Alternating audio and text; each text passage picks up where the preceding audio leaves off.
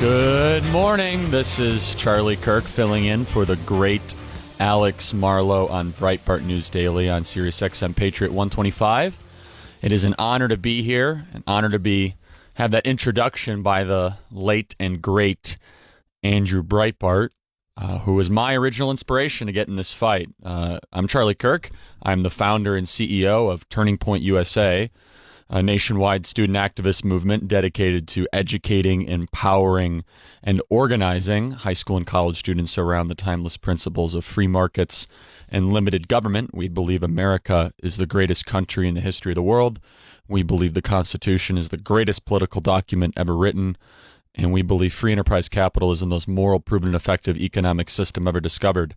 When I first got into this fight, it was actually Breitbart.com that published my first ever article exposing liberal bias in my textbooks in my local high school. When I was a senior in high school, I saw that my textbook said that the alleged Reagan tax cuts did not accelerate economic growth, that President Reagan was a mistake, so on and so forth.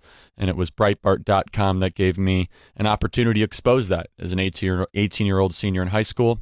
A couple months later, I then started Turning Point USA, which is now on over 1,400 high school and college campuses across the country. And it has been 6.5 years of activism and educating and having the time of our life. Last night, I was actually at the University of Connecticut with Dave Rubin and Candace Owens. If you have been following the news in the last 24 hours, you've seen that Candace Owens has had quite the day. She was testifying in front of the House Judiciary Committee with Chairman Jerry Nadler and Congressman Ted Lieu about the alleged rise of white nationalism in America. And Candace Owens, who is actually our communications director at Turning Point USA, did a heroic job of standing up for truth and, in her own words, calling out the left for belittling her. And she should be joining us later in the show in the 7 or 8 a.m. hour. But it's just such an honor to be here. It is a great day to be alive in the greatest country in the history of the world. We are so lucky and thankful to be able to live in this country. And I'll tell you, being able to visit college campuses and high school campuses, as I do almost daily, this country can be lost. You know, the president talks frequently about America will never be a socialist country. I sure hope that's correct. I don't have that same sort of assuredness when I visit these campuses. Students, more times than not, they're not inherently opposed to our ideas, is that they're just not exposed to them at all in the first place. But I will say that when they are exposed to them, we win more converts and persuade more people than the elites and the individuals in academia might ever imagine. However, the amount of anti-Americanism and the amount of hatred towards this country that is taught in our universities is stunning. And that is exactly why I do what I do, and that is exactly why Breitbart.com does the tremendous work that it does to fight the culture war. Andrew Breitbart used to say that politics flows downstream from culture. Could not agree more. I mean, if you look at how the left has been able to change the national conversation on almost every key issue in the last 10 years, whether it be immigration, whether it be the environment, whether it be social issues that used to have widespread consensus and agreement, it is they have taken over the culture, whether it be Hollywood or media or academia. Culture is really dictated in 4 main ways. First and foremost, the family. Secondly, the community institutions of the church. Third would be our news gathering information sources, so the media. And fourth is our educational institutions or higher education institutions. Now, what's really interesting is that higher education is supposed to be a place where students are able to learn other ideas and be part of a marketplace of ideas and have their viewpoints challenged and really strengthened if that's really what they believe. Unfortunately, college campuses are the exact opposite. They've become islands of totalitarianism. They routinely shut down speakers of which whom they disagree. Being at the University of Connecticut last night, it's not exactly a bastion of conservatism. We sold out the audience with 700 students with a waiting list of another 600 on top of that. And we had to turn away hundreds of other students that heard about the event that wanted to attend. Now, of course, the University of Connecticut did everything they possibly could to try to prevent us from having the event at all. And as I like to always say, the left hates the idea that there are other ideas. And we're starting to see that in every single facet, whether it be the tech companies cracking down on conservative thinking, or whether it be college campuses doing everything they can to make sure that certain viewpoints are not represented. There was one individual at the University of Connecticut that really irritated me. It was an individual. Her name was Professor Martha Cutter. I'll get her exact name here. Breitbart covered this very nicely on Breitbart.com, where she was actually telling her students to do what is called ghost attending. So she was telling her students from a position of authority, this individual is a professor at the University of Connecticut in the Department of English, not even political science or gender studies. In the Department of English, she was telling her students to fill out the form to attend our Turning Point USA event and not attend. So she was actually telling her students to deceive the organizers, because she said that this event should not go on. So fill out the form, make it seem as if the organizers will think you're going to be attending, and don't attend at all. And of course, we walk into the auditorium, it's a packed room, but then there's an entire section that is completely empty. And we had hundreds and hundreds of students that wished they could have had that opportunity to sit in and listen to hear what we had to say. So to Professor Martha Cutter, I'm going to double check your name right here. I'll tell you, shame on you. As a professor, you're obviously no dummy. You obviously had to go through a lot of study and a lot of research to be a professor. And then you use that position of authority towards students, towards people that are trying to make their lives better. You use your accreditation to try to actually teach students to do something that is immoral, that is rooted in deception, that is rooted in, honestly, practicing out a lie to say, I'm going to fill in an event and then ghost attend and not attend at all. And it was a big day for Turning Point USA. As I mentioned, Candace Owens testified in front of the House Judiciary Committee. We'll play some clips from that later. But I do want to bring on the line here a friend of mine and a brilliant thinker from the UK to talk all things that are not going right in our friends across the pond. It is my friend James Dellingpole. James, are you on the line there? Hey, Charlie. Good to speak to you again. It was lovely meeting you when you came over to the UK. Yeah, that was fun, really wasn't it? Glad. Yeah, absolutely. I'm glad you're setting up Turning Point over here, because we need you. My goodness. No kidding. Your problems are our problems. Well, I agree. I think that right now the UK is in a little bit worse condition than the States are, for a lack of a Churchillian figure to talk about the greatest man of the 20th century. But give us an update of how things are going in the UK, the tough internet laws. I've been reading about that. And also what's going on with Brexit. I hear about this all the time. It seems as if the ruling class and the elites in your country have screwed up something that, quite honestly, I would say should have been done a long time ago. Yeah, I'm actually I'm speaking to you from London. For the last 2 days, I've been covering the events in Westminster. I've now got a lobby pass, which means I get access to all the MPs. And you might as well describe it as Groundhog Day with Brexit. Every day is the same, in that we voted, as you know, in June 2016. Overwhelmingly, we voted to leave the European Union. In the nearly 3 years since, the political class has done everything in its power to stop Brexit happening. Now, this is not democracy, and the people have started to notice. The people have started to get very angry about this. What they're saying is, if I'm assured by the government that whatever the result of the referendum, the government will honour that decision. If, having made that promise, the government then contrives to thwart Brexit, what does that tell us about democracy? What does that tell us about how my vote is respected by the elite? And so I think there's a kind of a revolutionary mood building in this country with each day. I think that one of the consequences is that both the two main political parties, both the right-wing Conservatives and the left-wing, very left-wing at the moment, Labour, are going to be punished massively at the ballot box.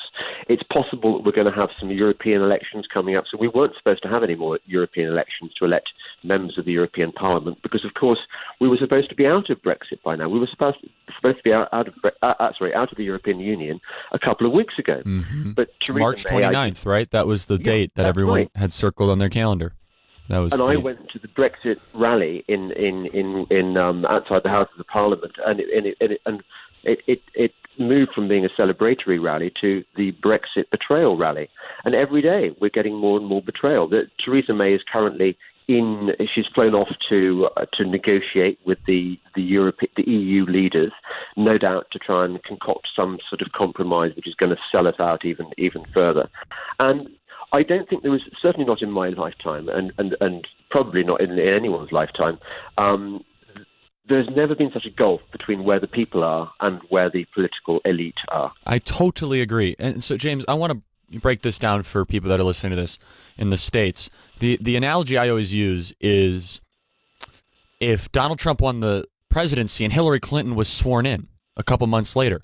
It's like that. Isn't it? It's as if the will of the people has been intentionally overrun, vetoed, yes. not taken seriously. And yes. this is the ultimate experiment in how far will the elites push the people, isn't it? Where is the breaking point? Because from what I've seen and from my interpretation of it, is that this is nothing more than a run-the-clock-out strategy to get one of two things, essentially Brexit name only, or another referendum that they will make sure they do not lose, whether it be widespread voter fraud or spending hundreds of millions of dollars they didn't spend last time. That's one of the two there are two strategies. Actually executing the will of the voters, the will of the disenfranchised working class of the United Kingdom doesn't seem to be on the agenda. That's totally it. And also we are in completely uncharted territory now. So many rules. I mean, as you know, we don't have a written constitution, but we do have traditions which have evolved over time to keep our politicians honest and true. And we have the power, if they behave badly, to vote them out. I mean, that's what general elections are for, obviously. But there are various checks and balances which have been established over centuries since the Civil War. You know, we had our Civil War a couple of centuries before yours. And we've been a thriving democracy ever since, respected around the world. But I have to tell you that the more honest MPs I speak to, and by the way, they're a very small minority, the honest MPs, they admit... Jacob Rees-Mogg being one of them. Jacob Rees-Mogg is one of them. In fact, I'll be honest with you, I only bother talking to the honest MPs because I really cannot be doing with the lies and cant of the... And also the complacency, the epic complacency of the Westminster political class. They do not know. There's a tsunami coming their way. They're going to get swept away.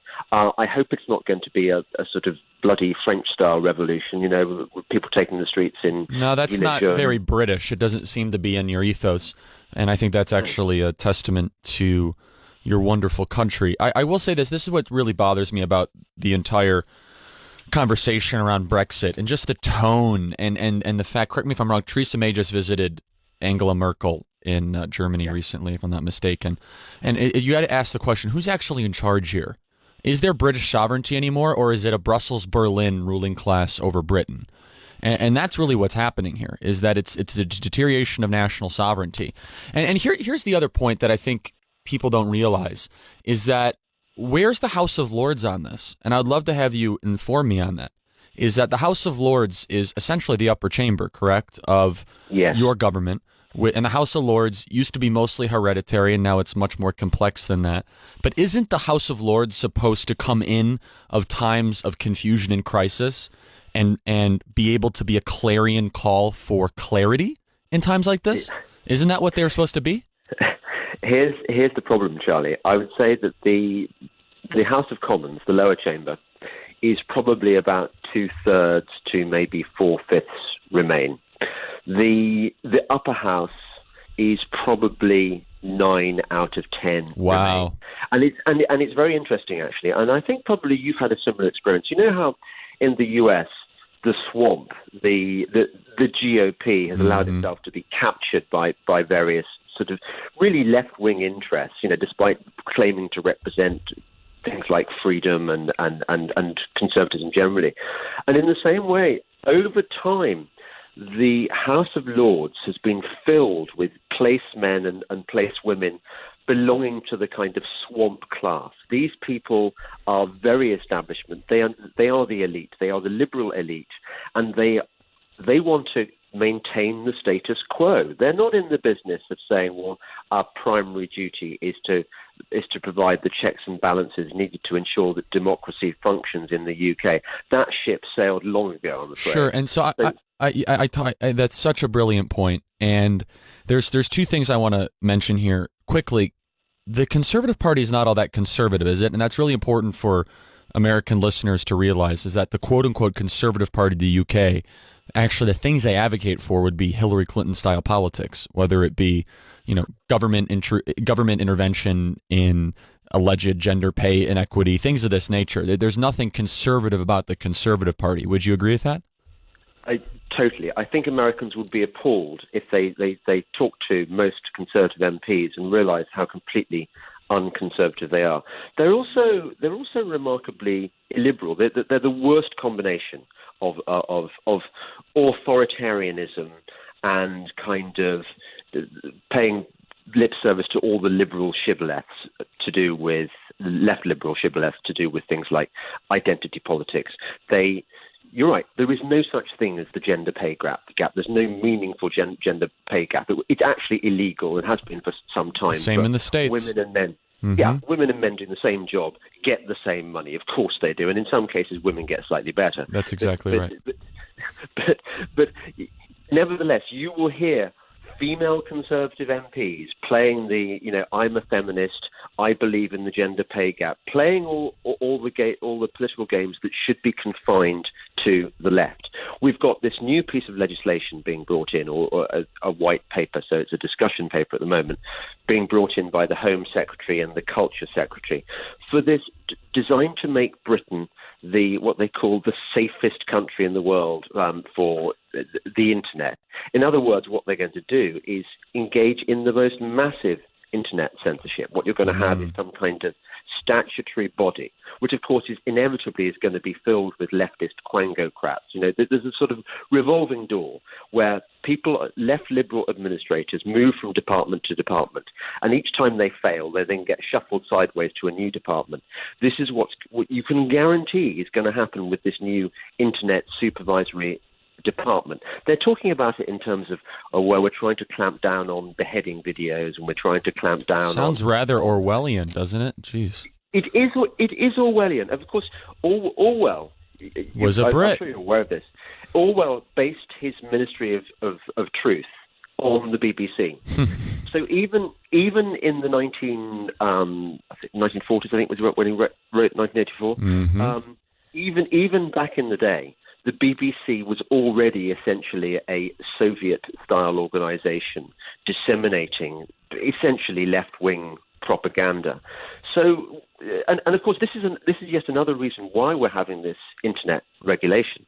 Basically, there are a lot of people in this country, particularly the people who voted Brexit, who do not take their news from the mainstream media anymore. They don't trust the Times, which is a Remainer newspaper. They certainly don't trust the BBC. Indeed, I would say even the old conservative newspapers have definitely swung left.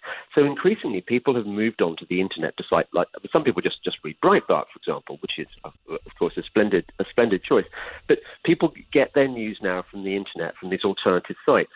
These sites are now being closed down, or people are trying to close them down or deny them funding because they are supposedly this thing called alt-right. I mean, they're nothing of the kind, but our enemies are constantly waving these people are white supremacists, Mm-hmm. they're evil, they're extreme, they're Nazis, they're fascists, and of course they're very often nothing of the kind. This is just the liberal elite trying to close down alternative voices, just like Candace was discussing so brilliantly in Congress yesterday. No doubt. And I mean, she was heroic and courageous, and that is not easy to do, what Candace Owens did, which is to look into the eyes of the House Judiciary Committee and say what she said, which is that your party has ruined my community over the last 60 years. Black people do not have to be Democrats. What an interesting thought. And then she is met with vitriol and hatred in front of her very eyes by the Democrats. So, really quickly, James, in the couple seconds we have remaining here, what is the conceivable way to move forward on Brexit here? Because it seems as if the ruling class does not feel the pressure. It seems as if they're going to keep on delaying and not fulfill the will of the people. And so what is the best possible scenario in your mind at this time? Here's my prediction right now, very briefly. I think that there are going to be European elections. I think that the two main parties, Labour and Conservatives, are going to be completely wiped out. They're not going to have any MEPs. These are going to go to insurgency parties. Then what's going to happen is the Conservative Party is going to get such a massive shock. It's going to be forced to acquire some backbone and some principles and acquire a new leader who's going to take them in a conservative direction and give us the Brexit that we want. That's my prediction. That's my hope, anyway. Well, look, the United Kingdom is our greatest ally, one of our longest-standing allies. And in the 20th century, you had the greatest man to live, Winston Churchill, who came in a time of crisis. And so where is that Churchillian figure? Where is the man who is going to be able to put forth a vision in a time of chaos and crisis? A lot different type of crisis than it was when, obviously, Winston Churchill assumed the prime minister's office. It's much different, but and arguably it could be equally as important as far as the trajectory of your great and amazing country. But anyway, James, thank you so much for being with us today. And it was just so much fun to spend time with you in London, and can't wait to return. Should be back this summer, hopefully. And God bless you, and hope you can get Brexit all sorted out. Thanks a lot, Charlie. See you then. Bye-bye. So we're going to take a short break. We'll be back soon on Breitbart News Daily on Sirius XM Patriot 125. For those of you on the line, hang tight. We'll get to you when we get back. The call-in number is 866-957-2874. Again, that is 866-957-2874. This is Charlie Kirk from Turning Point USA, filling in for the great Alex Marlowe on Breitbart News Daily. You can follow me on Twitter at CharlieKirk11. We will be right back. This is the sound of Pandora now. Still going bad on them anyway. This is the sound of Pandora now. Pandora Now, a brand new Sirius XM channel featuring nothing but the most played and top trending tracks. According to millions of music lovers. Using Pandora every day. Pandora Now. Sirius XM, Channel 3. We got our W-2s from work, and it was kind of shocking. It was like, how can we make this much and still have debt? Right? Not to mention zero savings. Anyway, it's a new year, so we decided to get our financial house in order. Yep. And so we met with a financial advisor who dug into our expenses, and he found two things that were killing us. The first was unplanned expenses. Broken water heater, leaky roof. And high-interest credit cards we used to pay for them. Yeah. He graphed out how getting a favorable fixed-rate personal loan could let us pay off our high-interest bills and start banking what we save. He pointed us to bestegg.com. And he was right. Yep. Consumer Affairs gave Best Egg 5 stars for their super easy online loan app. It literally took us about a minute to apply with no impact to our credit score. Yeah. When it's time to get your bills under control and your finances back on track, visit bestegg.com/XM. Upon approval, funds can be deposited in as little as one business day. bestegg.com/XM. bestegg.com/XM. You're great at what you do, but when it comes to searching for the software you need to do it, the process can feel pretty overwhelming. Don't you wish you had someone to talk to? Software Advice is here to help. Software Advice is your free personal guide to finding the right software for your business. Connect with an advisor today who specializes in software selection for your industry, like medical, construction, or retail. In just 15 minutes or less, Software Advice's team of advisors will help you figure out what type of software fits your unique needs and narrow down the best options for your business. Software Advice makes the process easy, and you've got nothing to lose by reaching out. Speaking with an advisor is absolutely free. You know your business. Software Advice knows software. So let's talk. Go to softwareadvice.com today to connect with an advisor for free. That's softwareadvice.com. Softwareadvice.com. SiriusXM.com. More than 95% of the votes have been tallied in Israel, and it appears that Prime Minister Netanyahu is headed for an unprecedented fifth term in office. The BBC's Tom Bateman in Jerusalem says that early on it looked like opposition leader Benny Gantz might be the victor. But as the votes were counted overnight, Mr. Netanyahu's success became clearer. The incumbent Prime Minister's Likud party appears most likely to be able to form another coalition government with the help of right-wing nationalist and religious parties. He said history had given the people of Israel another chance as his supporters, using his nickname, chanted Bibi, the King of Israel. Netanyahu calling it a night of tremendous victory and saying he intends to be the Prime Minister of all Israeli citizens, right or left, Jews and non-Jews alike. Attorney General Barr heading back to Capitol Hill today, testifying this time before a Senate panel yesterday, told House lawmakers he expects to release a redacted version of the Mueller report within a week. A U.S. senator complains of an anti-Christian bias at some major universities. Senator Josh Hawley of Missouri calls it a new and growing fundamentalism. And Hawley says the latest outbreak came to light just last week at a major institution, Yale University, and in particular the Yale Law School, which recently banned some students from accessing school resources based on their choice of clients if they decided to work for an organization that takes religious faith into account when hiring. Hawley says what he calls this new fundamentalism is permeating many colleges and universities. Bob Agnew, Capitol Hill. Saying he wants to go back to having fun, Magic Johnson has abruptly quit as the L.A. Lakers president of basketball operations. Wall Street this morning, Dow futures up 41 points, S&P futures 5 points higher. More on these stories at townhall.com. When it comes to your pain, many of you might be skeptical, like I was, about ordering Relief Factor.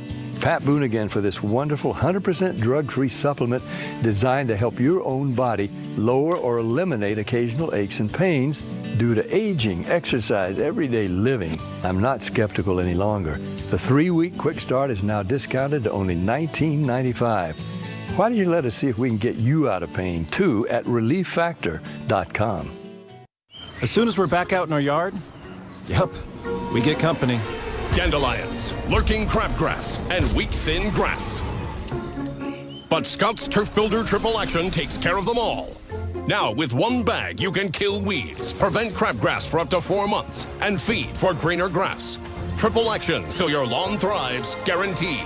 Only from Scott's. Weeds aren't welcome here. This is a Scott's yard. Pick up a bag of Scott's Triple Action today. Just days away from a no-deal Brexit, European Union leaders meet today to discuss granting the United Kingdom a new delay, possibly of up to a year, in its departure from the bloc. Likely to be a tough day for British Prime Minister Theresa May as she pleads for a second extension until June 30th to prevent Britain's scheduled departure from the European Union this Friday. European Council President Donald Tusk suggesting an even longer delay of up to a year. Egyptian security officials say that 2 separate attacks have killed 3 police recruits and an officer in the rest of northern Sinai Peninsula. The official says the first attack involved an explosive device targeting an armored vehicle, killing a police officer and 2 conscripts. Another explosive device hit an armored vehicle in the town of Rafah, killing a recruit and wounding 4 others. No group has claimed responsibility for the attacks, although they bore all of the hallmarks of ISIS. News and analysis at townhall.com. I'm Rich Thomason. I want my legacy to be that they know they screwed with the wrong guy. And in the United States of America, you have the right to think freely. You have the right to be whatever you want in this United States. What I care about is that you have the freedom in this country to live your life as a free, rugged individualist. And I am at war with anybody that would tell you that you don't have a right to be a free man. Carrying on the legacy of Andrew Breitbart. This is Breitbart News Daily with your host, Alex Marlow, on Sirius XM Patriot 125. Good morning. This is Charlie Kirk filling in for the great Alex Marlow on Breitbart News Daily on Sirius XM Patriot 125. It is an honor to be here, an honor to have that introduction by the late and great Andrew Breitbart. Who was my original inspiration to get in this fight. I'm Charlie Kirk. I'm the founder and CEO of Turning Point USA. a nationwide student activist movement dedicated to educating, empowering, and organizing high school and college students around the timeless principles of free markets and limited government. We believe America is the greatest country in the history of the world. We believe the Constitution is the greatest political document ever written. And we believe free enterprise capitalism, the most moral, proven, and effective economic system ever discovered. When I first got into this fight, it was actually Breitbart.com that published my first ever article exposing liberal bias in my textbooks in my local high school. When I was a senior in high school, I saw that my textbook said that the alleged Reagan tax cuts did not accelerate economic growth, that President Reagan was a mistake, so on and so forth. And it was Breitbart.com that gave me an opportunity to expose that as an 18-year-old senior in high school. A couple months later, I then started Turning Point USA, which is now on over 1,400 high school and college campuses across the country. And it has been 6.5 years of activism and educating and having the time of our life. Last night, I was actually at the University of Connecticut with Dave Rubin and Candace Owens. If you have been following the news in the last 24 hours, you've seen that Candace Owens has had quite the day. She was testifying in front of the House Judiciary Committee with Chairman Jerry Nadler and Congressman Ted Lieu about the alleged rise of white nationalism in America. And Candace Owens, who is actually our communications director at Turning Point USA, did a heroic job of standing up for truth and, in her own words, calling out the left for belittling her. And she should be joining us later in the show in the 7 or 8 a.m. hour. But it's just such an honor to be here. It is a great day to be alive in the greatest country in the history of the world. We are so lucky and thankful to be able to live in this country. And I'll tell you, being able to visit college campuses and high school campuses, as I do almost daily, this country can be lost. You know, the president talks frequently about America will never be a socialist country. I sure hope that's correct. I don't have that same sort of assuredness when I visit these campuses. Students, more times than not, they're not inherently opposed to our ideas, is that they're just not exposed to them at all in the first place.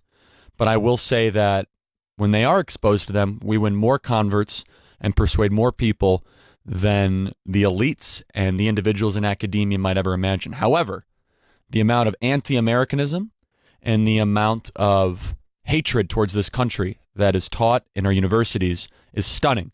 And that is exactly why I do what I do, and that is exactly why Breitbart.com does the tremendous work that it does to fight the culture war. Andrew Breitbart used to say that politics flows downstream from culture.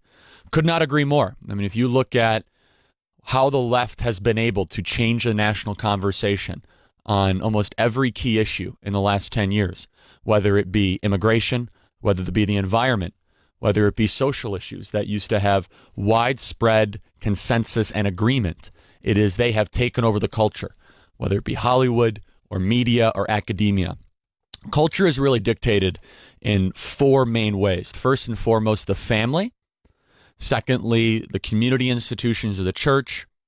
Third would be our news gathering information sources, so the media. And fourth is our educational institutions or higher education institutions.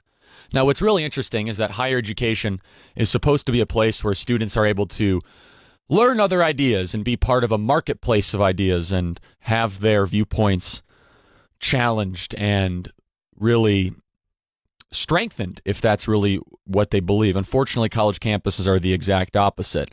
They have become islands of totalitarianism.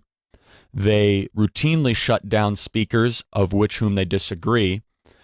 Being at the University of Connecticut last night, it's not exactly a bastion of conservatism. We sold out the audience with 700 students with a waiting list of another 600 on top of that.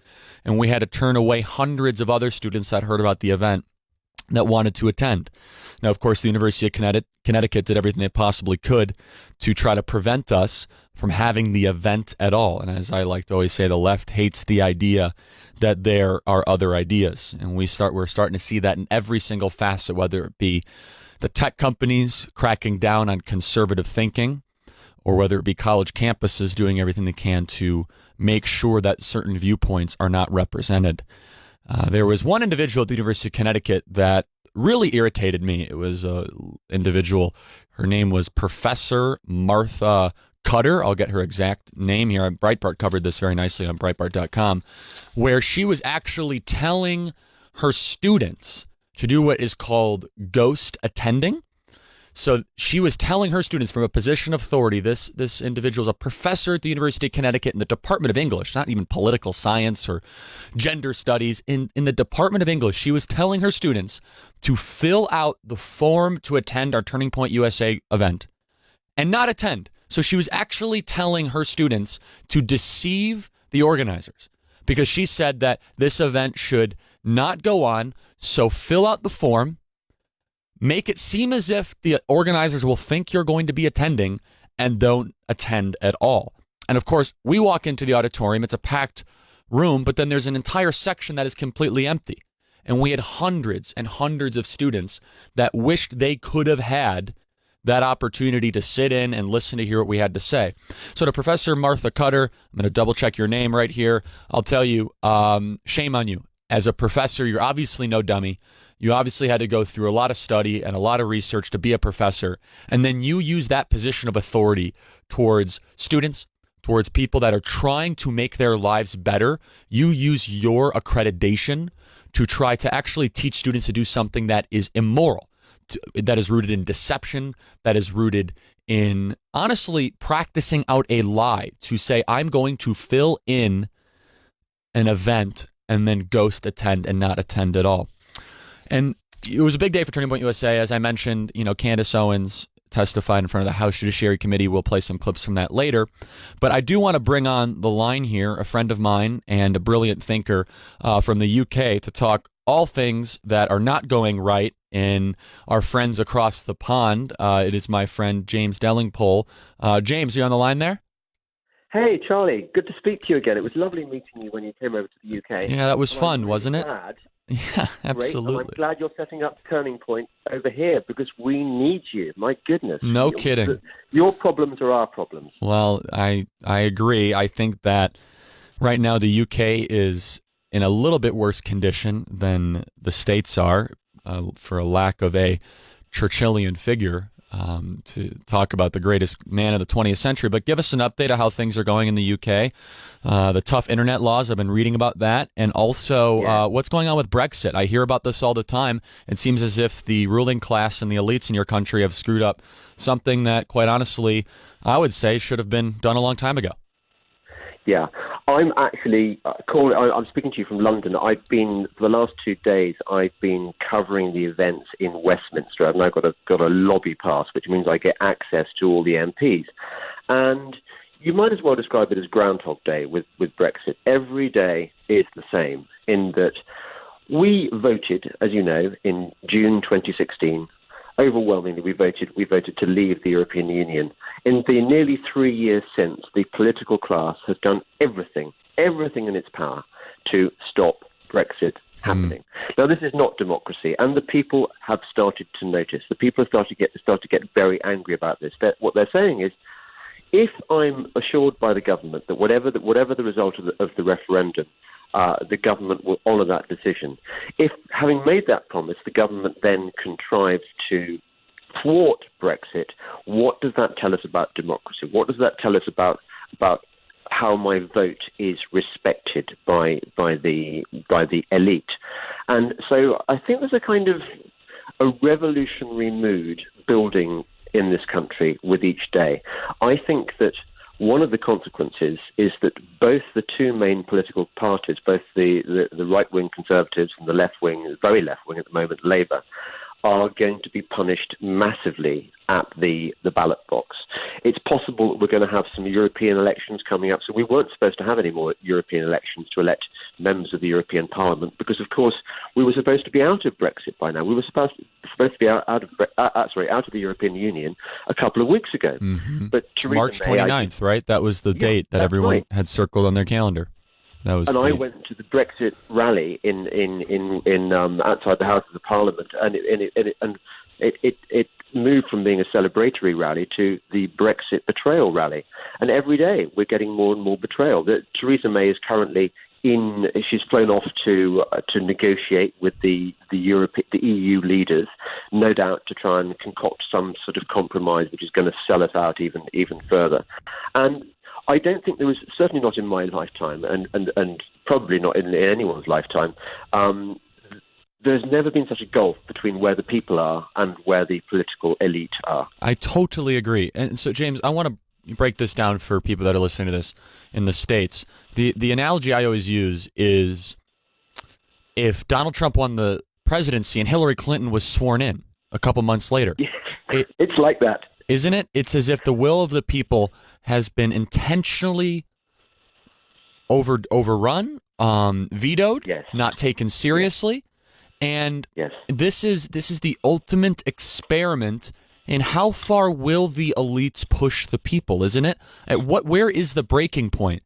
Because from what I've seen and from my interpretation of it, is that this is nothing more than a run-the-clock-out strategy to get one of two things, essentially Brexit name only, or another referendum that they will make sure they do not lose, whether it be widespread voter fraud or spending hundreds of millions of dollars they didn't spend last time. That's one of the two there are two strategies. Actually executing the will of the voters, the will of the disenfranchised working class of the United Kingdom doesn't seem to be on the agenda. That's totally it. And also, we are in completely uncharted territory now. So many rules. I mean, as you know, we don't have a written constitution, but we do have traditions which have evolved over time to keep our politicians honest and true. And we have the power, if they behave badly, to vote them out. I mean, that's what general elections are for, obviously. But there are various checks and balances which have been established over centuries since the Civil War. You know, we had our Civil War a couple of centuries before yours. And we've been a thriving democracy ever since, respected around the world. But I have to tell you that the more honest MPs I speak to, and by the way, they're a very small minority, the honest MPs, they admit... Jacob Rees-Mogg being one of them. Jacob Rees-Mogg is one of them. In fact, I'll be honest with you, I only bother talking to the honest MPs because I really cannot be doing with the lies and cant of the... And also the complacency, the epic complacency of the Westminster political class. They do not know. There's a tsunami coming their way. They're going to get swept away. I hope it's not going to be a sort of bloody French-style revolution, you know, with people taking the streets in... No, that's not very British. It doesn't seem to be in your ethos. And I think that's actually a testament to your wonderful country. I will say this. This is what really bothers me about the entire conversation around Brexit and just the tone and the fact, correct me if I'm wrong, Theresa May just visited Angela Merkel in Germany recently, if I'm not mistaken.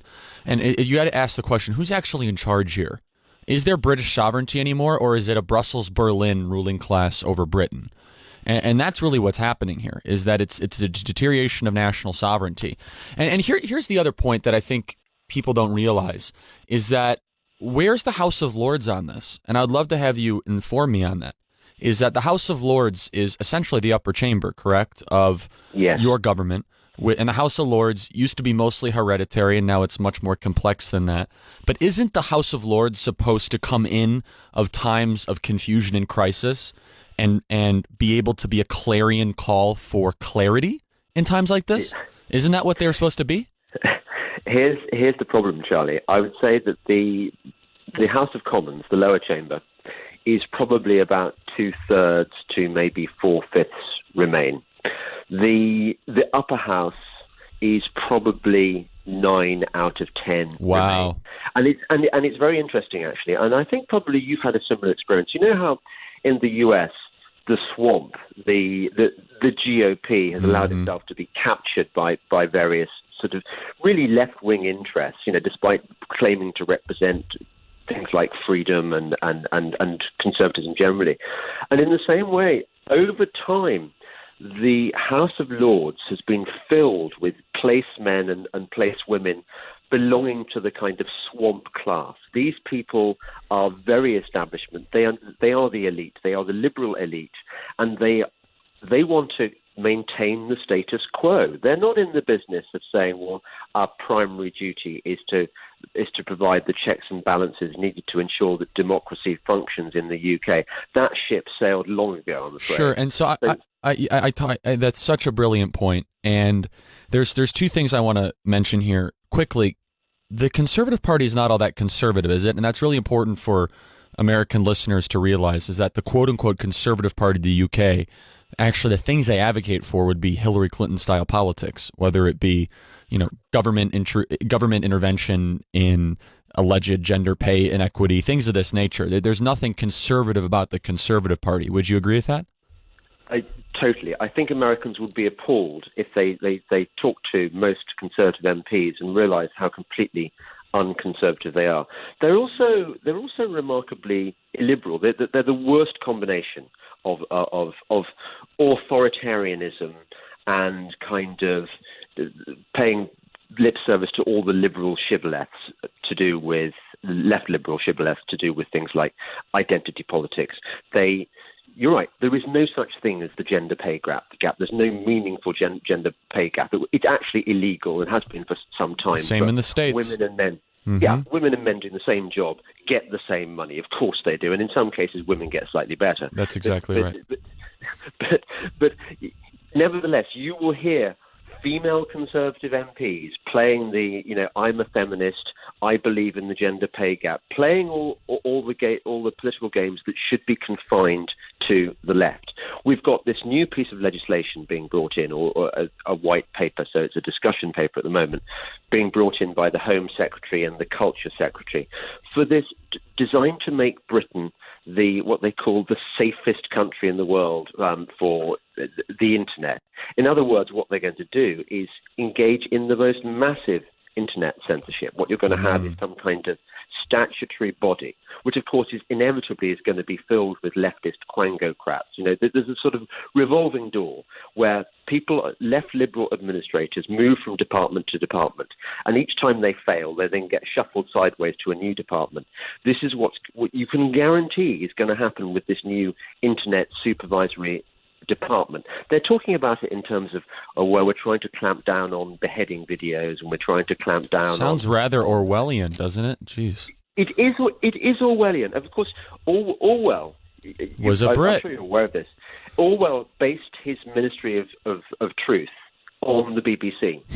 So even in the 1940s, I think was when he wrote 1984. Mm-hmm. Even back in the day, the BBC was already essentially a Soviet-style organization disseminating essentially left-wing propaganda. So, and of course, this is yet another reason why we're having this internet regulation. Basically, there are a lot of people in this country, particularly the people who voted Brexit, who do not take their news from the mainstream media anymore. They don't trust the Times, which is a Remainer newspaper. They certainly don't trust the BBC. Indeed, I would say even the old conservative newspapers have definitely swung left. So increasingly, people have moved on to the internet to cite, like some people just read Breitbart, for example, which is of course a splendid choice. But people get their news now from the internet, from these alternative sites. These sites are now being closed down, or people are trying to close them down or deny them funding because they are supposedly this thing called alt-right. I mean, they're nothing of the kind, but our enemies are constantly waving these people are white supremacists, Mm-hmm.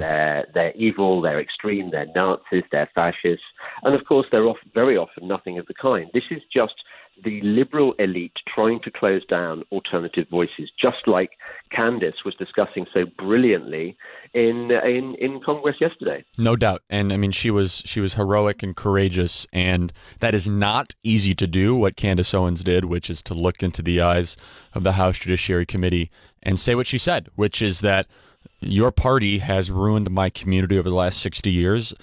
Black people do not have to be Democrats. What an interesting thought. And then she is met with vitriol and hatred in front of her very eyes by the Democrats. So, really quickly, James, in the couple seconds we have remaining here, what is the conceivable way to move forward on Brexit here? because it seems as if the ruling class does not feel the pressure. It seems as if they're going to keep on delaying and not fulfill the will of the people. And so what is the best possible scenario in your mind at this time? Here's my prediction right now, very briefly. I think that there are going to be European elections. I think that the two main parties, Labour and Conservatives, are going to be completely wiped out. They're not going to have any MEPs. These are going to go to insurgency parties. Then what's going to happen is the Conservative Party is going to get such a massive shock. It's going to be forced to acquire some backbone and some principles and acquire a new leader who's going to take them in a conservative direction and give us the Brexit that we want. That's my prediction. That's my hope anyway. Well, look, the United Kingdom is our greatest ally, one of our longest-standing allies.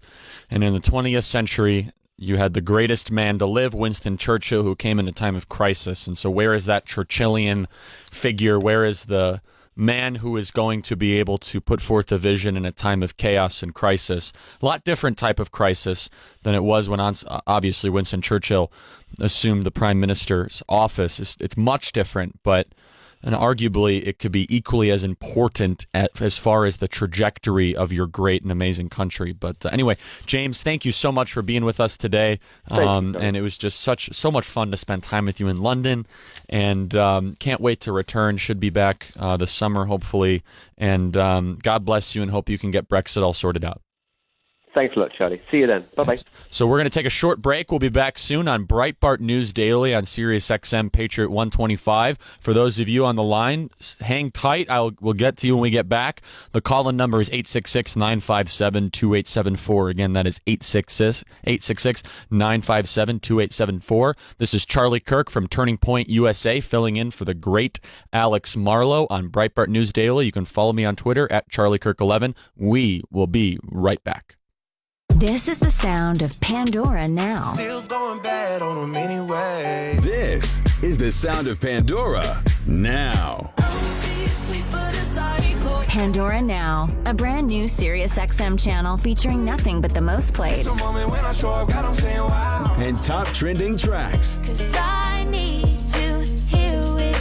According to millions of music lovers. Using Pandora every day. Pandora Now. Sirius XM, Channel 3. We got our W-2s from work, and it was kind of shocking. It was like, how can we make this much and still have debt? Right? Not to mention zero savings. Anyway, it's a new year, so we decided to get our financial house in order. Yep. And so we met with a financial advisor who dug into our expenses, and he found two things that were killing us. The first was unplanned expenses.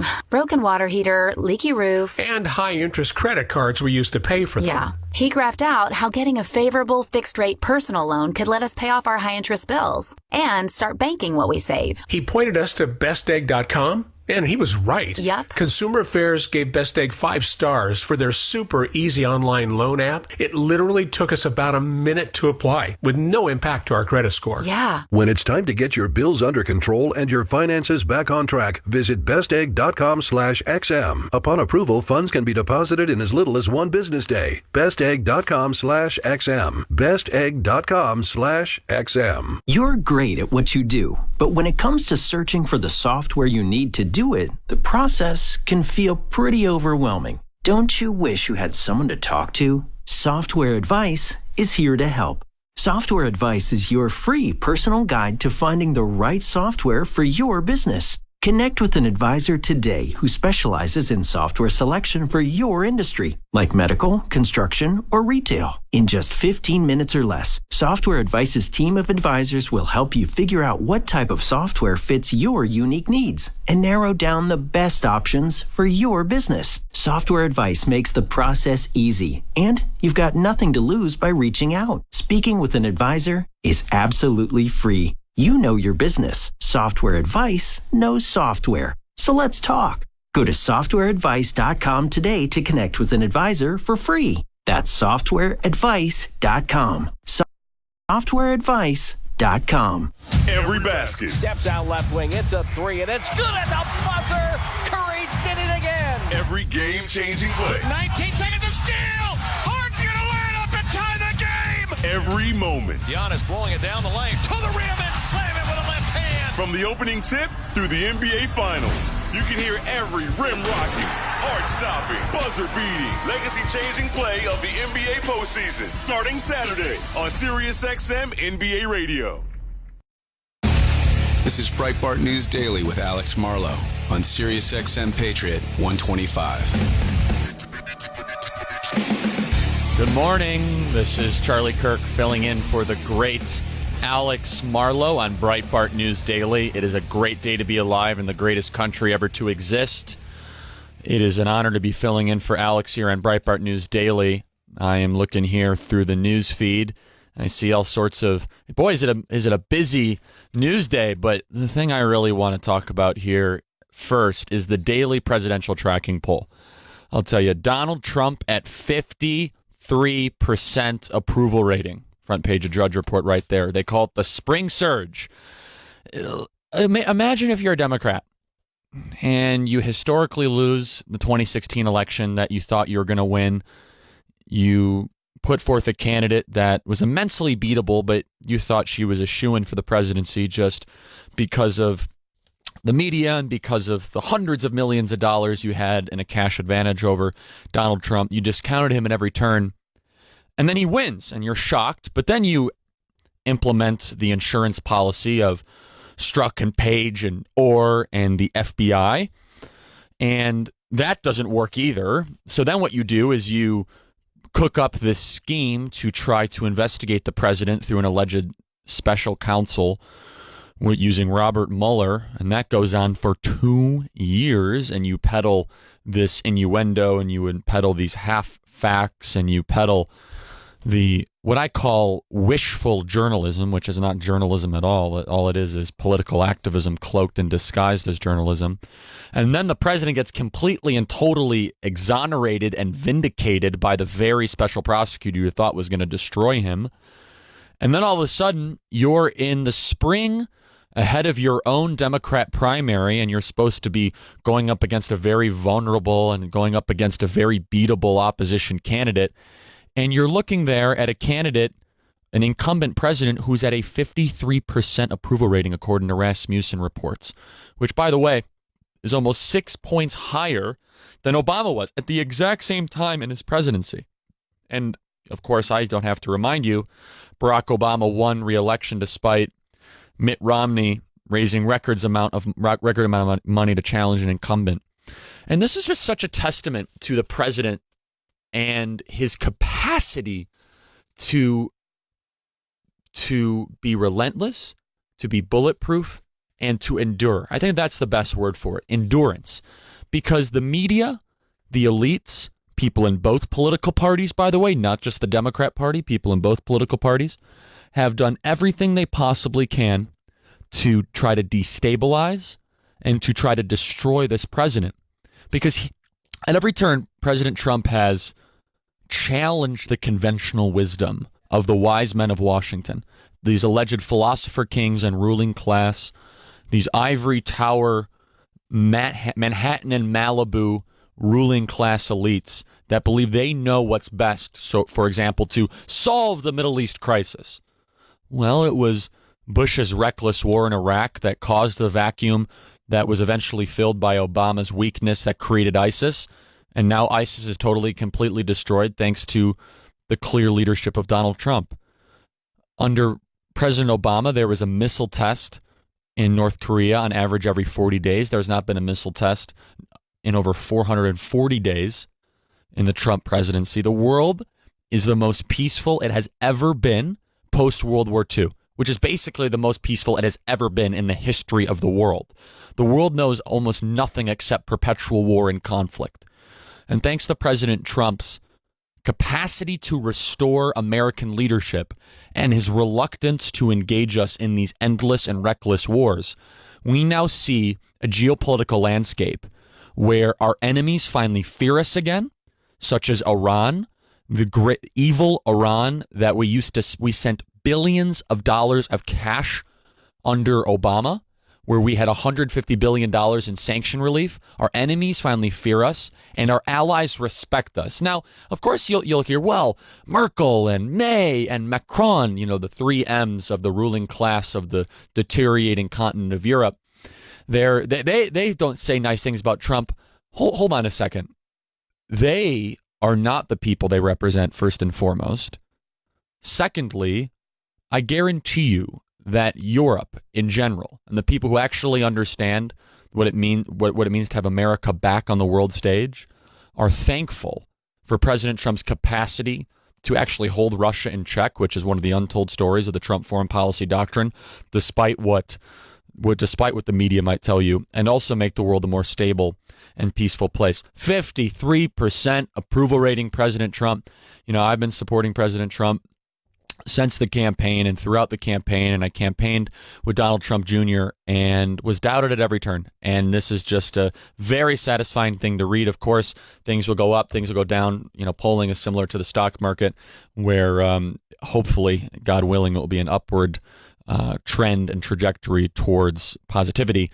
But to be at 53% at this time is amazing, because according to the Democrats running for president, he's a horribly unpopular president who is very, very easy to beat. And I think they are going to be in for quite a surprise. So let's hit the phones here. I'd love to start with Carol from Florida. Carol, you're on the line. Good morning. Welcome to Breitbart News Daily. It's an honor to talk to you, Charlie Kirk. I'm Carol Wilson. I feel like I'm a part of Turning Point. I had the lucky advantage of coming to see you at Nova High School when that was fun. That is amazing. Yes, it was, and Candace did a great job. And I want to urge all your listeners to join Turning Point USA. Just make a small donation. It doesn't have to be huge. You know, we're not all that wealthy. I was at a gala at the Breakers recently, and I sat next to a liberal from NYU, and basically what happened is I tried to persuade her with questions. Mm-hmm. I asked her, I said, do you want to keep more of your paycheck or do you want to keep less of your paycheck? And she said she wanted to keep more.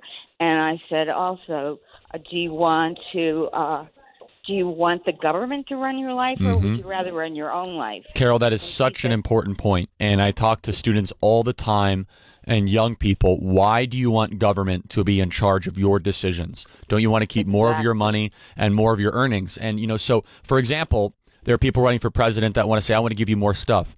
My message is, I want you to be able to keep more of your own stuff. What a concept. That if you work hard and play by the rules, you should be able to keep almost all the money that you earn, that government is not entitled to your money. And this is something that is in the ethos of our country and is something we must defend.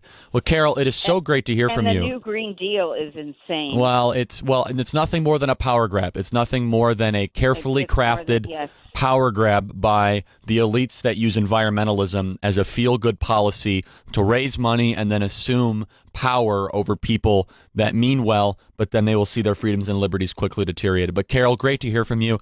I'm so glad that you came to our Turning Point USA event at Nova High School in South Florida. And thank you for the kind words about Turning Point USA. So as many of you have probably been seeing, yesterday was quite the day in Israel. The front page Drudge report says Bibi survives historic fifth term. I was just in Israel 2 or 3 weeks ago. I am a proud Zionist. I'm a Christian. I'm a capitalist. I'm a conservative, an American. All that is in no particular order, but I am a fierce defender of the state of Israel. And actually, interestingly enough, at the University of Connecticut, I do these things where I'll set up a table on campus, and I call them Prove Me Wrong events. And so I'm always really fascinated about this, about what issues get people the most worked up. And now I've done this well over 50 times on campuses across the country, and we film it, and there's usually some fun footage that comes out of it, where I'll put it on Instagram or Facebook, and it'll get millions and millions of views. But it's interesting what issues get people the most fired up, what issues get people the biggest crowds. And so I decided, I said, you know what? I'm a Zionist. I believe in the state of Israel. Why don't I do one around Israel? So I put a sign that says, Long live Israel. Prove me wrong. And I'll tell you, hundreds of people decided to congregate and say the most vile things about me, to say the most nasty things about Israel. And I just asked myself, what is the hyper focus on college campuses about the only moral country in the Middle East, around the only democracy that respects Western society values and rule of law, the only country that has a gay pride parade in the Middle East, the only country that allows women the right to express themselves and the right to vote. What is the hyper focus on college campuses on the state of Israel? Well, to help me unpack that, I have my own theories, and I'm very, very interested to hear her take. And I'm actually a huge fan of her writing, is Carolyn Glick. Carolyn, are you on the line from Breitbart News, Jerusalem? Yes, I am. Good to be on the program and talking to you, Charlie. Yeah, well, thank you so much. You are in the capital of Israel. Is that right? You're in Jerusalem right now? And that is something that we must remind everyone, that Jerusalem is the capital of Israel for no other reason than Israel should have the right to determine its own capital. Who are we to say what nation's capital should be what? But give us an update of what's going on with these elections in general, and what you're hearing on the ground and what you are seeing. Israel had elections yesterday, and Prime Minister Netanyahu and his party, the Likud party, and the right-wing bloc of parties, because we have coalition governments here in our multi-party system. So the parties on the right wing of the political spectrum won an enormous victory over the left, and so he was reelected for an unprecedented fifth term and also his fourth consecutive term. So it was really a ringing endorsement by the public of Prime Minister Netanyahu, and a really huge vote of confidence in his leadership.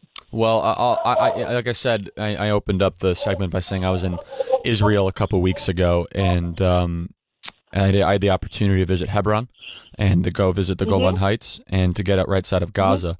And it was so eye-opening for me. And I just to be able to see, first and foremost, to meet hundreds of IDF soldiers. And this is a citizen army that is composed of mostly 18, 19, and 20-year-olds that are serving their country. And then to go back on college campuses and to hear how much vitriol there is for the IDF and how much hatred there is. And this is a citizen army that operates in the most moral capacity of any Middle Eastern military body or organization possible. And you juxtapose that with Hamas or the PLO or the Palestinian Authority, it's not even in the same universe of the modus operandi. And so, Carolyn, can you? I want to talk about kind of your solution, and I loved reading your book, and I learned so much about it, the history of the West Bank and the mistakes made in I think 05 or 06 withdrawal from Gaza, if I'm not mistaken. Could you talk a little bit about that for Americans that are not as caught up or not as informed as Israel as they'd like to be? Because the more I've learned about Israel, the more that I have kind of studied about it, the more passionate I've become about Israel and its right to exist. Well, I appreciate that very much, Charlie. And I think that if you don't mind for a second, I just want to talk about the situation on college campuses, because I think it's a very important point what you're raising here. When you talk about Israel on college campuses, what you're really talking about is Jews. And exactly right. The incredible vehemence and the poisonous hatred of Israel that you're seeing expressed on college campuses is a very, very dangerous phenomenon of hatred of Jews.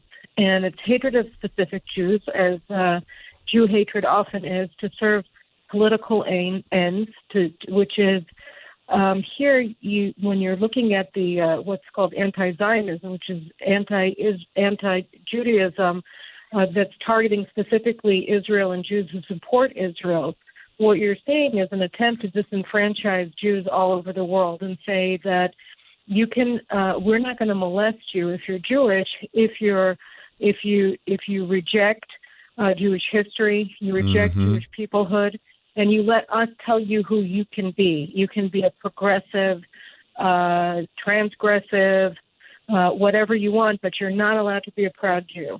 and you're not allowed to be proud of your history or proud of your people. That is so true. So this is a very, very dangerous hatred of Jews, and it's expressed in a way on college campuses to push all Jews who are proud of their Judaism out of the public square. And the political end that they're using this Jew hatred to achieve is power for the left. Yes, that exactly right. Now has embraced an extraordinary animus towards Jews that is sort of a proxy hatred for America, because the things that they hate about Israel are really just part and parcel of what they hate about the United States. I say that all the They hate time. its That strength. yes, They hate its nationalism. Yes.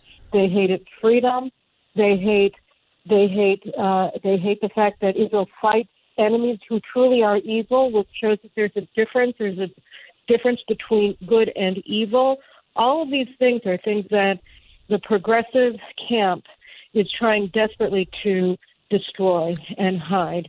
And that's why Israel has become instrumental for a larger hatred of the United States and advancing it. And it's very important that people understand that. And I say that Israel's a little America in a sea of tyranny. Respect for the rule of law, the openness of other ideas. It's the only country in the Middle East and one of the only countries in the world where Christians, Muslims, and Jews can peacefully visit their religious sites and to peacefully coexist. It's such an experiment, and there's still no assuredness that it's going to continue. And I'm going to write a piece for Breitbart in the next couple days, Carolyn, and I'll send it to you. And the image I'll show you is hundreds of students congregating around me with the sign that says "Long Live Israel." And I'm good on my feet, and I have the capacity to be able to defend these ideas. But these were not just Muslim students. This was not just Students for Justice of Palestine. These are students that grew up in suburban households in America that are trying to tell me that Israel is an apartheid state. That when I challenge them and I ask a very clear question, does Israel have the right to exist? They come back and they say, well, I don't know about that. I don't think so. And they will recite these just vapid talking points that are so lackluster of facts and logic and so on and so forth. And my visit to Israel was so instructive. I encourage anyone listening, Christian or non-religious or Jewish, to visit Israel because it really is the only moral country in the Middle East and one of the greatest experiments in the world. And now, Carolyn, if I still have you, correct me if I'm wrong, Israel has half of the world's Jews. Is that correct, more or less? Yep. And so I am told. I would love to have you distill this a little bit further. I talk about Judea and Samaria, which they call the West Bank, but it's actually Judea and Samaria. The left or the anti-Zionists, they will say, well, there's nothing special about Israel, which if you read the Torah and you understand Jewish history, Israel and access to Jerusalem, and Jerusalem is actually fundamental to the Jewish tradition. It's very unique. And second, but they say that you can be anti-Israel and anti-Zionist, but not anti-Jewish. Can you dispel that or comment on that? Because that is something I heard a lot yesterday from these anti-Israel activists, and I hear a lot continually. Right. It's certainly not a question of whether you can be anti-Jew or anti-Israel and anti-Zionist and not be anti-Jewish. It turns the issue on its head because what you are is you're anti-Jew. You're anti-Jewish freedom. You're anti-Jewish right to self-defense and self-determination. When you say you're not anti-Jewish, when you are anti-Israel and anti-Zionist, what you're saying is that we like Jews if they conform to our dictates. If Jews are precisely the way that we tell them that they have to be, then we'll tolerate them. But if they step outside the mold, even a little bit, then we're going to swipe them down. And that's why it's prejudiced in such an extreme way when they say that, because what they're really saying is that Jews don't have a right to say what a Jew is, or what is important to a Jew, or what Jewish history is, or what is sacred to Jews, Only we get to tell them that. And if they disagree, then we're going to smack them down. And we're going to say that they should be killed by terrorists, that we support terrorism. We support the murder of Jewish people. We support the annihilation of the Jewish state, the annihilation of the Jewish people, so long as those Jews don't act and value the things that we tell them that they have to value. And that's why it's so pernicious, because on the face of it, it seems so tolerant. Well, we don't hate all Jews, just some Jews, and the good Jews we like, and the bad Jews we hate. And that's exactly right. Anti-Jewish. so I think, in that sense, it's very important to make the distinction, and it's also very destructive for Jews, because then you see a lot of American Jews in particular trying to adapt, trying to say, okay, well then, look, we're pro-peace. We want the establishment of a Palestinian state. We want the partition of Jerusalem. Look, we like all of these things. So see, we're good Jews. See, we're not bad Jews.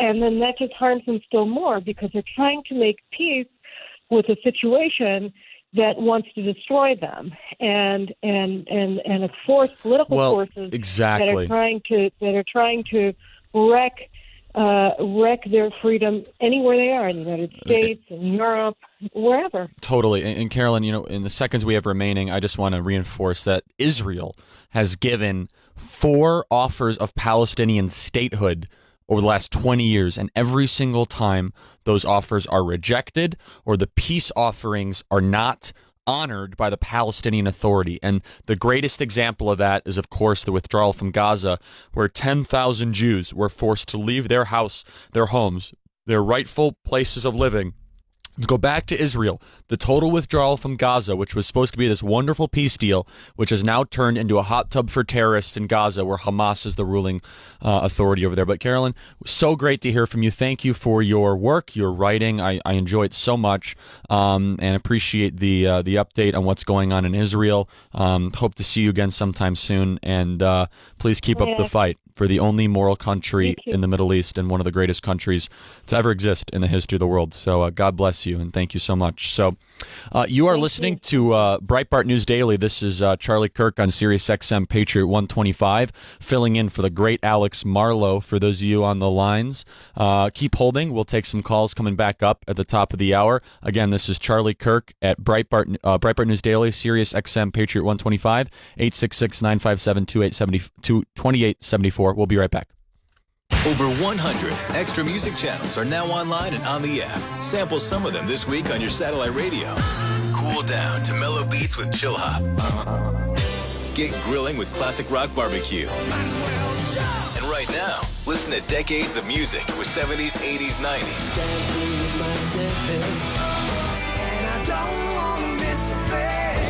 Explore Sirius XM's extra channels all month long on Spotlight Channel 4.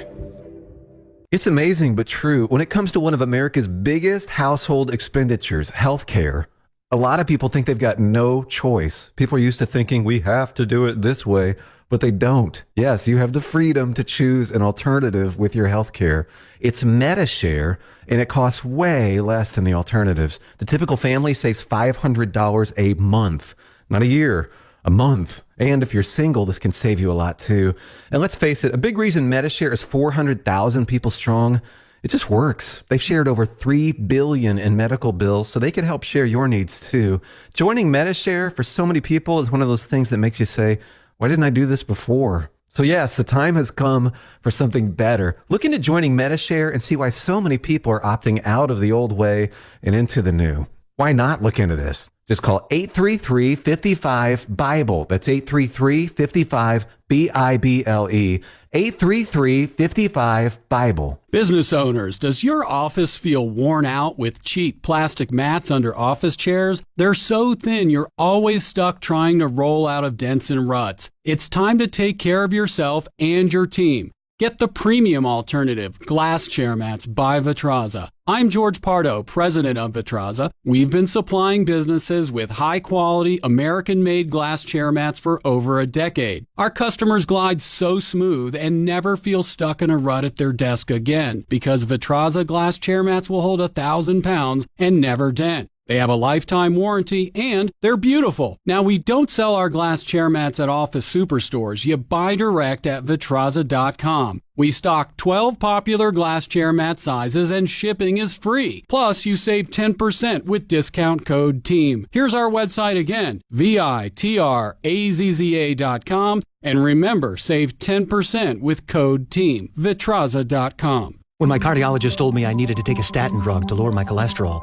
he also told me that it can lower my natural levels of CoQ10. He told me to take Cunol. It has the #1 cardiologist-recommended form of CoQ10, a very important nutrient for a healthy heart and healthy blood pressure levels. Cunol, with 3 times better absorption, has the #1 cardiologist-recommended form of CoQ10. Take Cunol, the better CoQ10. These statements have not been evaluated by the FDA. This product is not intended to diagnose, treat, cure, or prevent any disease.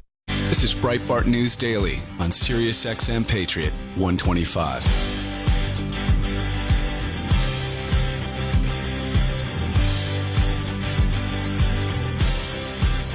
Good morning. This is Charlie Kirk filling in for the great Alex Marlowe on Breitbart News Daily, Sirius XM Patriot 125. I am your host this morning for the next couple of hours. For those of you on the phones, hang tight. We're going to get to those in the next hour. It is a very busy news day. Donald Trump is at 53% approval rating in the latest poll. I repeat myself because repetition is the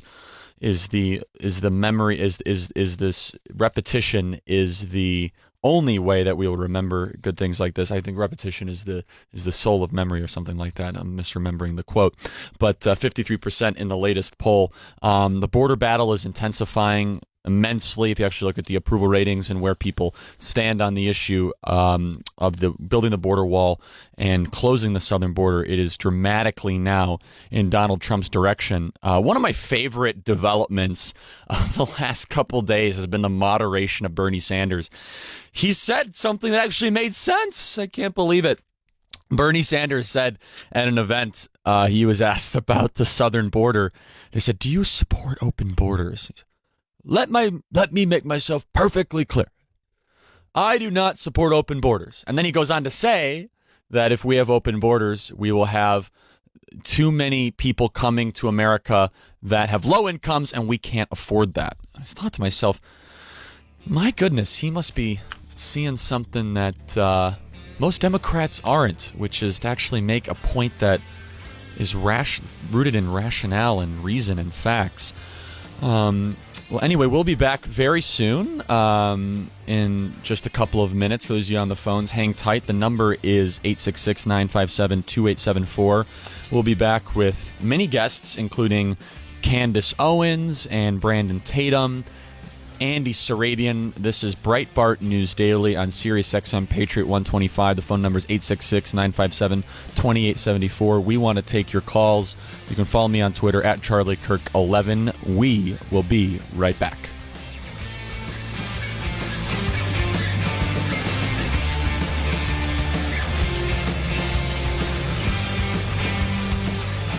You're great at what you do, but when it comes to searching for the software you need to do it, the process can feel pretty overwhelming. Don't you wish you had someone to talk to? Software Advice is here to help.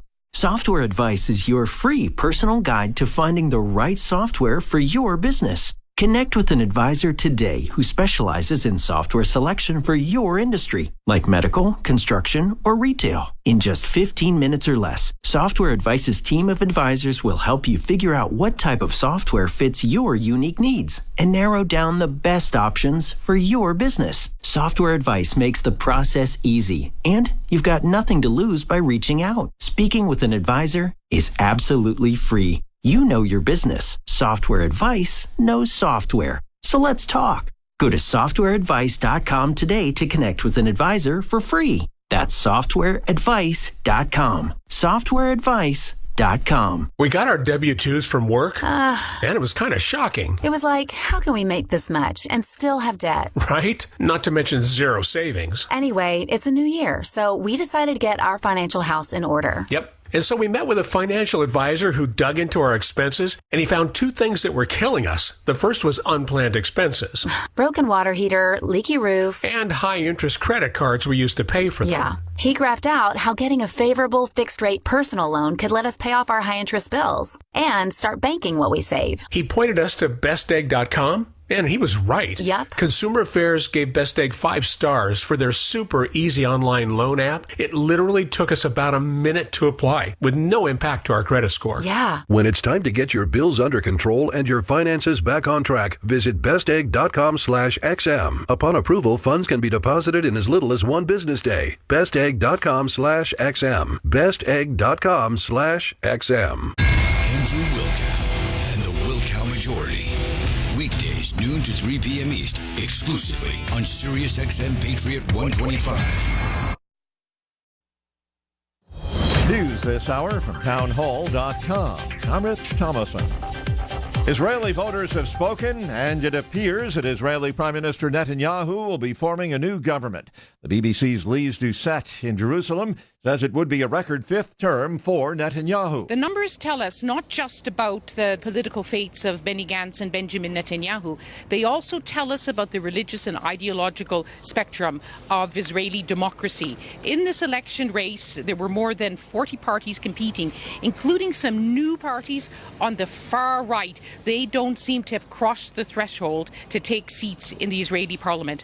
On the other side of the political spectrum, the Labour Party, which used to produce Israeli prime ministers one decade after another, is moving further toward its political exit. Close to 100% of the votes have been tallied, and while Netanyahu's Likud party is tied with the Blue and White alliance of challenger Benny Gantz, an alliance with smaller parties will likely keep Netanyahu in power.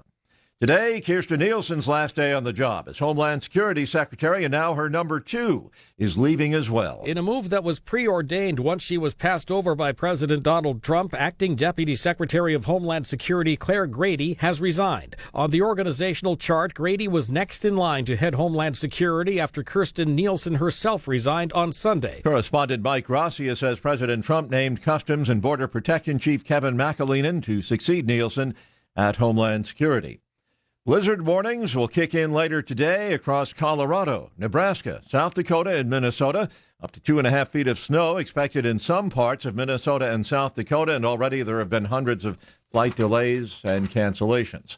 On Wall Street this morning, Dow futures 64 points higher, S&P futures up 7 points. More on these stories at townhall.com.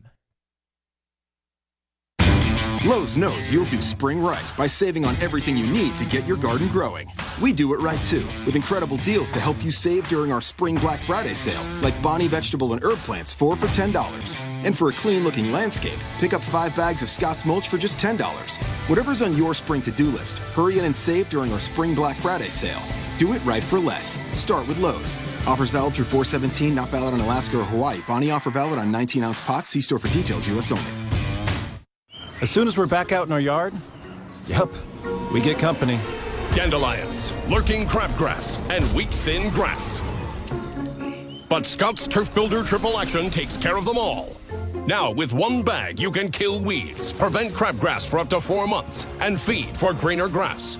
Triple Action, so your lawn thrives, guaranteed. Only from Scott's. Weeds aren't welcome here. This is a Scott's Yard. Pick up a bag of Scott's Triple Action today. Some of the debris has been recovered from the crash of a Japanese fighter jet. It went down yesterday off the country's northern Pacific coast. Japan's defense minister says the wreckage that has been recovered appears to be part of the F-35 fighter jet's tail. The plane disappeared from radar shortly after taking off from a base in northern Japan last night. This is the first crash by an F-35 stealth jet outside the United States. Japan and its US ally will be keen to recover the complete wreckage of the aircraft, firstly to discover what went wrong, and secondly to make sure none of the F-35's advanced stealth technologies get into the hands of rivals, such as China and Russia. That's the BBC's Rupert Wingfield-Hayes in Tokyo. Japan has partially lifted an evacuation order in a town near the Fukushima nuclear plant, for the first time since the 2011 disaster. News and analysis at townhall.com. At the end of the day,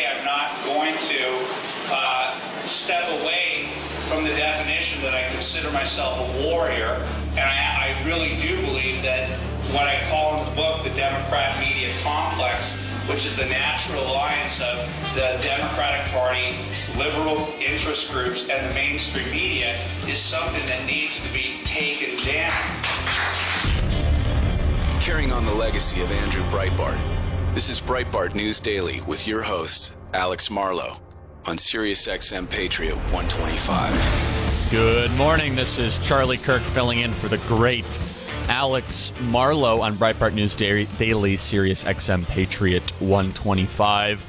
What an honor to be filling in on Breitbart News Daily. Andrew Breitbart was one of the great figures in American political history. His courage, his conviction, his capacity to generate news and to be able to counter the narrative of the left is completely and totally unprecedented. And he remains an inspiration to all of us that love freedom and understand the culture war. He always used to say, Andrew used to say, politics flows downstream from culture. And how true is that? Everything you are seeing in a political sphere is the byproduct of a culture war, whether it be the winners or losers of that very culture war. Why is it that you have members of Congress that embrace socialism? It's because the culture war was lost on college campuses. Whatever happens on college campuses will soon happen in the halls of Congress. College campuses are nothing more than harbingers of things to come in the halls of Congress. The media, super important. Hollywood, very important. But where do the actors, where do the journalists actually learn these ideas? On college campuses. And that's why I do what I do. I'm the founder and executive director of Turning Point USA, which is the nation's largest student activist organization, now present on 1,400 high school and college campuses across the country. We were so proud to have our communications director, Candace Owens, testify in front of Congress yesterday, in front of the House Judiciary Committee. She just did such an amazing job. She had courage, she had conviction. Similar to Andrew Breitbart would have been so proud yesterday to see what Candace Owens did. I do want to hit the phones here. Amy from Colorado. Amy, are you on the line? Thanks for taking my call. Great show today. You're doing a wonderful job. Well, thank you. I appreciate that. And I just have a question for you. I know you work with college kids and some high school students, but my main question, I have a 12-year-old, sixth grader, and now is like a really formidable time in her life to be teaching her American values and about American history, things like that. And her school is already having me teaching her climate change, and their main goal is to make their students good global citizens. Just these little red flags like that. Mm-hmm. So I guess my questions are, how can I fight that and bring up a good conservative person who's not afraid to fight for her values when she gets to high school and college? Amy, such a great question. Thank you for calling, first of all. And this is why I do what I do. The indoctrination starts so early and so young.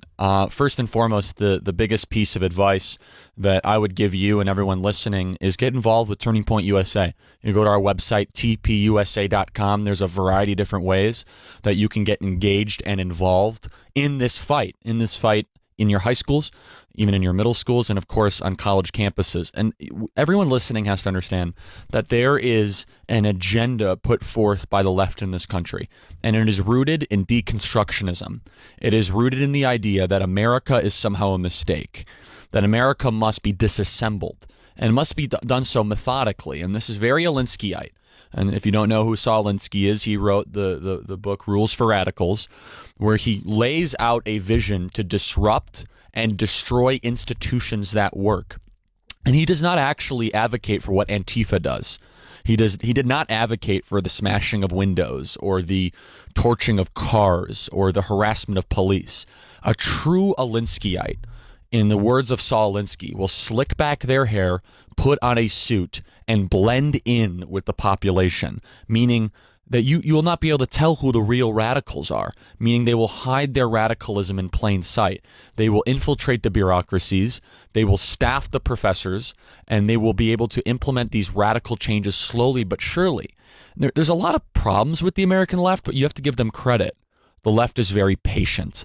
They've been patient in the bureaucracies for 40 years. They've been patient in the universities for 40 years. You just don't get Rashida Tlaib. You just don't get Ilhan Omar. You just don't get Alexandria Ocasio-Cortez. You just don't get Bernie Sanders. Those things don't happen naturally. They happen because a culture is ready for those things to happen. We get the politicians that we deserve. And I say all the time that Donald Trump is the exception. I think he's so much better than what we deserve right now, considering how broken our culture is and how broken our country is, to have a president with this much courage that has done everything he said he was going to do. Donald Trump said he was going to move the embassy to Jerusalem. He did that. He said he was going to cancel the Iran deal. He did that. He said he was going to deregulate the economy. He did that, and then some. He said he was going to cut taxes. He did that. He said he was going to put constitutionalist judges on the Supreme Court. We have Gorsuch and Kavanaugh. He said he was going to put judges on the circuit court judges. He did that. It is amazing what this president has done in every single turn. He has done what he said he's going to do.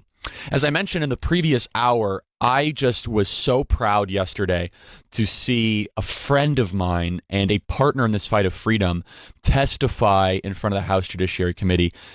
She is honestly, I could say this, the most important and impactful Black conservative voice in the world. And I'm just so honored to have her on the show. Candace, are you on the line? I'm on the line. Congratulations on your show. This is so exciting. Isn't it fun? Candace, it is so great to have you on the line. For those of you listening that hadn't yet seen it, please get on the internet because it's hard to miss. But Candace Owens had the most amazing moment yesterday in front of the House Judiciary Committee. It now has hundreds of millions of views online through all the different channels where she was able to stand up for the president and stand up for truth. So Candace, why don't you give the audience here just an update of how things went yesterday and from your perspective, some of the inside baseball that has not yet been talked about? Yesterday I think it couldn't have gone better. And in the beginning, I was definitely nervous. I had a lot of people calling me and telling me, don't do it. I'm not sure if you want to get involved and in this sort of a thing and swearing in front of the House Judiciary Committee. But to be honest, I felt like I had to do it. I felt that for too long conservatives haven't been fighting back. Mm-hmm. And I needed to go in there and stand up for the president. I mean, we just watched for 2 years the entire Russian collusion hoax just fell apart. And it seems at this moment there's no consequences. And these guys are just, they're changing and looking at a new narrative. And now we're here again at white nationalism and white supremacy. But I sat down in the chair and I have to say, just looking at them, they just all seem so pathetic to me, and I really, I looked at Jerry Nadler and I said, really? You? And you can see they're just so full of themselves, and he gave me such a tough time even leading up to the testimony. But look, I felt great. I think it was a major win for all of us. You did so amazing. And just, Candace, I'm so proud of you. And for those of you listening that don't know, I've had the opportunity to work with Candace now for a year and a half, and I've seen, Candace, you grow as a commentator and a leader and as a person. And I was so proud of you because it's hard to do what you did there, Candace. And it's hard to stand up to the Democrats. And just so for everyone listening, Candace's message is very simple. It's one sentence. Black people don't have to be Democrats. That's it, right, Candace? That's what you said. That's really it. I mean, that's been the whole thing that I've said. It really isn't that controversial. And to watch what's happened to me over the past year and a half, and obviously you know it better than anybody, to watch just what happens to somebody who has the audacity, that is Black, that has the audacity to think for themselves and to say, no, I don't really think I need to be a Democrat, and to begin looking into policies and actually researching and understanding what's happening. It's vicious. It's ugly. And you can see why so many Black people are afraid to stand up. I mean, look what happened to Kanye West.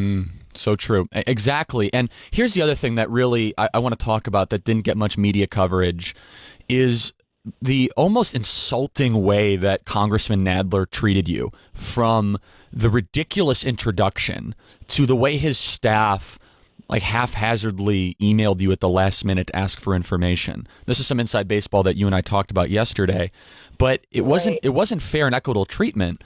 I mean, for example, so to expound on that, because what is it about you and Black conservative women that you're such a threat to Congressman Nadler, evidently, because you were the only person on the committee yesterday testifying on the alleged rise of white nationalism that had your political identity introduced as part of who you were. Isn't that right? That's correct. And one of the Republican congressmen said it's the first time he's ever seen that done ever. In 20 House years. Judiciary Committee in 20 years, that somebody had their political identity introduced as a part of their biography. And yeah, there was a lot of stuff going on. So for those, many people might not know this, but the second the Republicans, say these are people that we're bringing in as witnesses, they are supposed to email people that are coming in and giving testimony. And I didn't know this, obviously. I was supposed to receive an email from them last Wednesday or Thursday with a couple of forms for me to fill out, as well as submitting my testimony so that they have it and they can be prepared to answer questions. Jerry Nadler's office is responsible for sending out this email. I went to Los Angeles on Monday to record my show, and I get an email, and I get out of my recording, and it's like 1 p.m. in the afternoon. And it's Jerry Nadler's office saying they need it now. And I said, you guys just emailed me. And how could you possibly tell me? I don't have a computer. I'm here in Los Angeles. I'm filming. And I told his office, this is a ridiculous deadline to put on me the day before the testimony. And by the way, in the letter, it says you must submit this. This is the best part. 2 business days before the testimony. Actually impossible. Yes. Yeah. I literally wrote to her, this is actually impossible for you to do. You've written this to me less than 24 hours. Oh my gosh! And it was a big back and forth, and I was stressed out about that.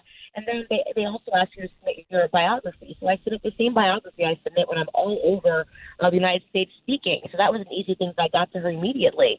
And Jerry Nadler refused to read it. He read one sentence about me that I didn't write, and it said Candace Owens is a conservative advocate. He said conservative advocacy, which, by the way, I've never called you that. Turning Point. It's just he just made that up. It's like it's in the middle of a testimony, and people haven't found this clip yet. I called him out on it.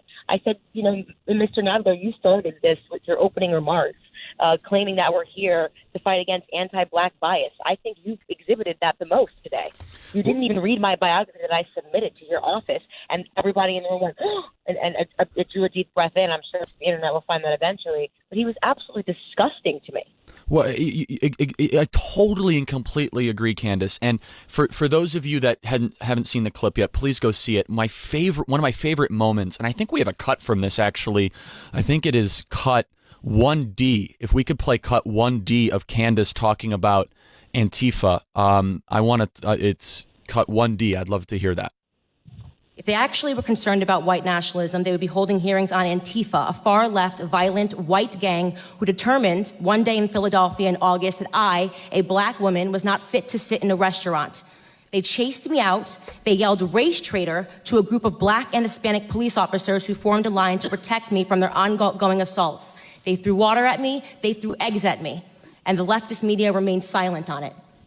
If they were serious about the rise of hate crimes, they may perhaps be examining themselves and the hate that they have drummed up in this country. I mean, Candace, you and I were in that breakfast place in Philadelphia together, and it was actually, what was it, a all-white left-wing gang called Antifa that stormed us out of that restaurant that morning. Where's the hate crime hearings on that, right? Where was the outrage on the left when that actually happened?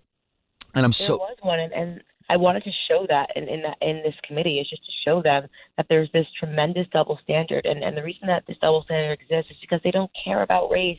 Democrats don't care about black people. We're just pawns in a game for them to gain political power for themselves. Yeah, and I loved the part where Congressman Ted Lieu tried to make you look bad and played a clip of you, which was heavily edited, by the way, and then did not give you a chance to respond.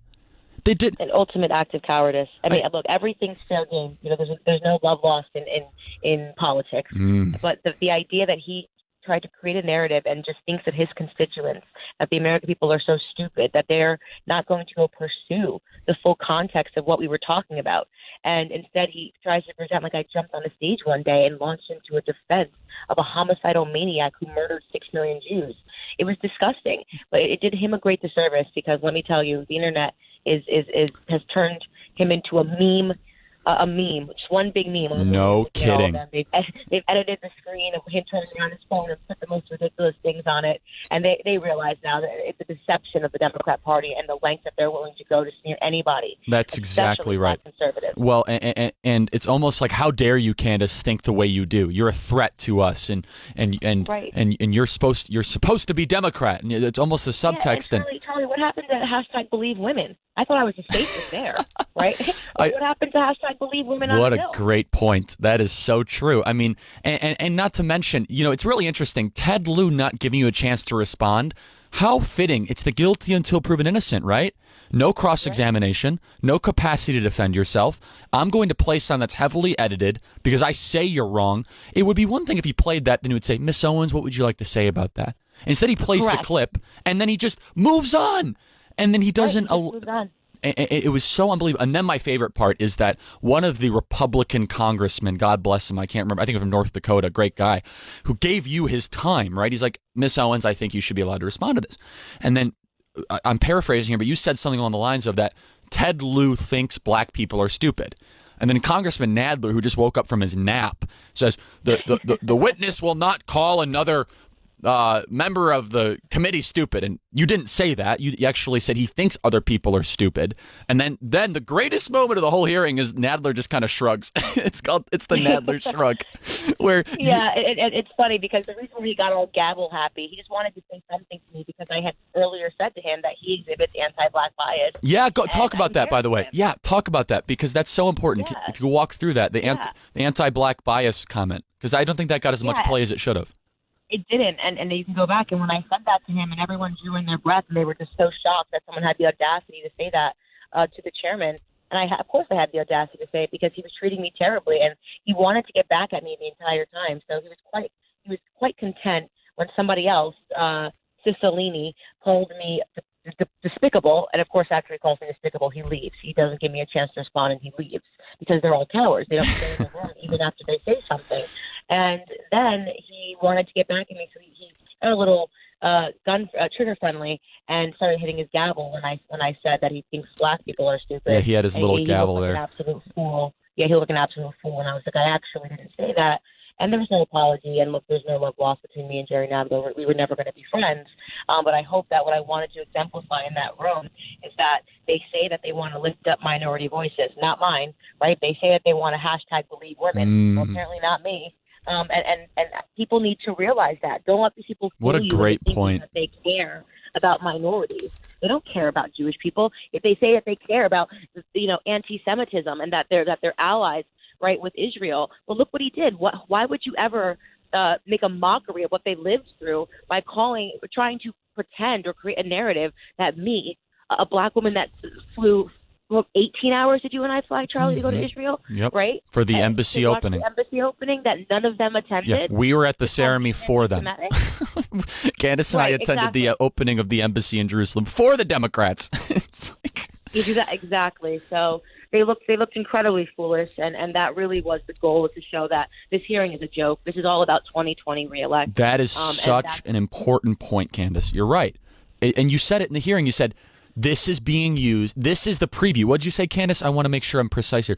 The preview of the 2020. I said this is the Democrat 2020 preview, right? This is all they've got now. They've tried the Russian collusion thing. They've tried saying our president was a racist. Look what he's done for Black America. So what else are they going to do? But drum up more fear. They're going to take this as far as they can possibly go, and that's what it's about. It's just about saying Muslims, you need to be afraid. Black people, you need to be afraid. Everyone needs to be afraid. Vote for us, or the whole world is going to end. But I'm tired of this promised apocalypse, okay? Either deliver it or move over. I'm voting for Trump. Well, so I want to play one more clip here. Can we play 1E, which I think is one of the greatest moments of your hearing? Clip 1E. Bottom line is that white supremacy, racism, white nationalism, words that once held real meaning, have now become nothing more than election strategies. Every 4 years, the Black community is offered handouts and fear. Handouts and fear. Reparations and white nationalism. This is the Democrat preview. Of course, society is not perfectible. We've heard testimony of that today. There are pockets of evil that exist, and those things are horrible, and they should be condemned. But I believe the legacy and the ancestry of Black Americans is being insulted every single day. I will not pretend to be a victim in this country, and I know that that makes many people on the left uncomfortable. I want to talk about real issues in Black America. I want to talk about real issues in this country and real concerns. The biggest scandal, this is my last sentence, in American politics is that Democrats have been conning minorities into the belief that we are perpetual victims, all but ensuring our failure. Racial division and class warfare are central to the Democrat Party platform. They need blacks to hate whites, the rich to hate the poor, and soon enough it'll be the tall hating the short. My favorite part of that whole thing, just for context, is that little banging in the background is Congressman Jerry Nadler trying to cut you off. And he never tried to cut off any of the other witnesses that were agreeing with him, right? They went over by minutes, and he never used that stupid little gavel to try to cut them off, which to me is just such an unbelievable double standard. But Candace, you were joined by a special guest in just the time we have remaining. And by the way, Candace, thank you so much for calling in so early, so generous of your time. Of course. Just you were joined by your grandfather, which I think is one of the most, he is the American ethos. Like, he embodies everything beautiful and right about our country. Can you just talk just really quick about your grandfather, why you brought him to that testimony? I was moved just seeing him there.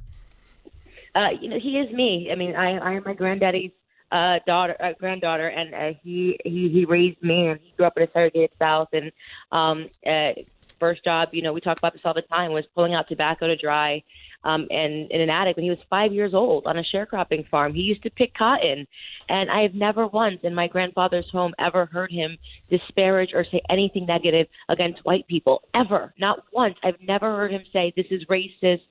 He's worked every day of his life, and he fought really hard to be an upstanding citizen in this society. And when he retired back to the South, he went back and he purchased that sharecropping farm that he grew up on. And that is the American dream, isn't right? that it's overcoming adversity. It's then actually owning the very place that you were exploited upon. And it's just only in America is that story possible. It's just so incredible. So, and for those of you that also just understand how hard this woman works, how hard Candace Owens works. She testifies in front of the House Judiciary Committee. Then she hustles, unlike I've ever seen anyone hustle, to go all the way up to Storrs, Connecticut, which is where the University of Connecticut is, which is, if there was the middle of nowhere, that's where they put the University of Connecticut, actually. And then we did a 2.5-hour event together, Candace Owens and I and Dave Rubin, on campus, asked questions till they kicked us out of the building. Then Candace and I drove back to New York City, 2.5 hours more, got to bed around 1 a.m., and now Candace calls in super early to be with all of you here on Breitbart News Daily. And this is a testament. Candace Owens is one of the, if not the hardest working person I've ever encountered in the conservative movement. She does not let anyone outwork her. She cares so deeply about these issues, and you could see in her hearing. She was so calm in the face of insulting and disparaging comments. They say, Candace, you shouldn't say this about other committee members, even though she didn't. But then they call her despicable. I think one of the members of the committee called her despicable, which they break their own rules, and it's despicable to play an edited clip.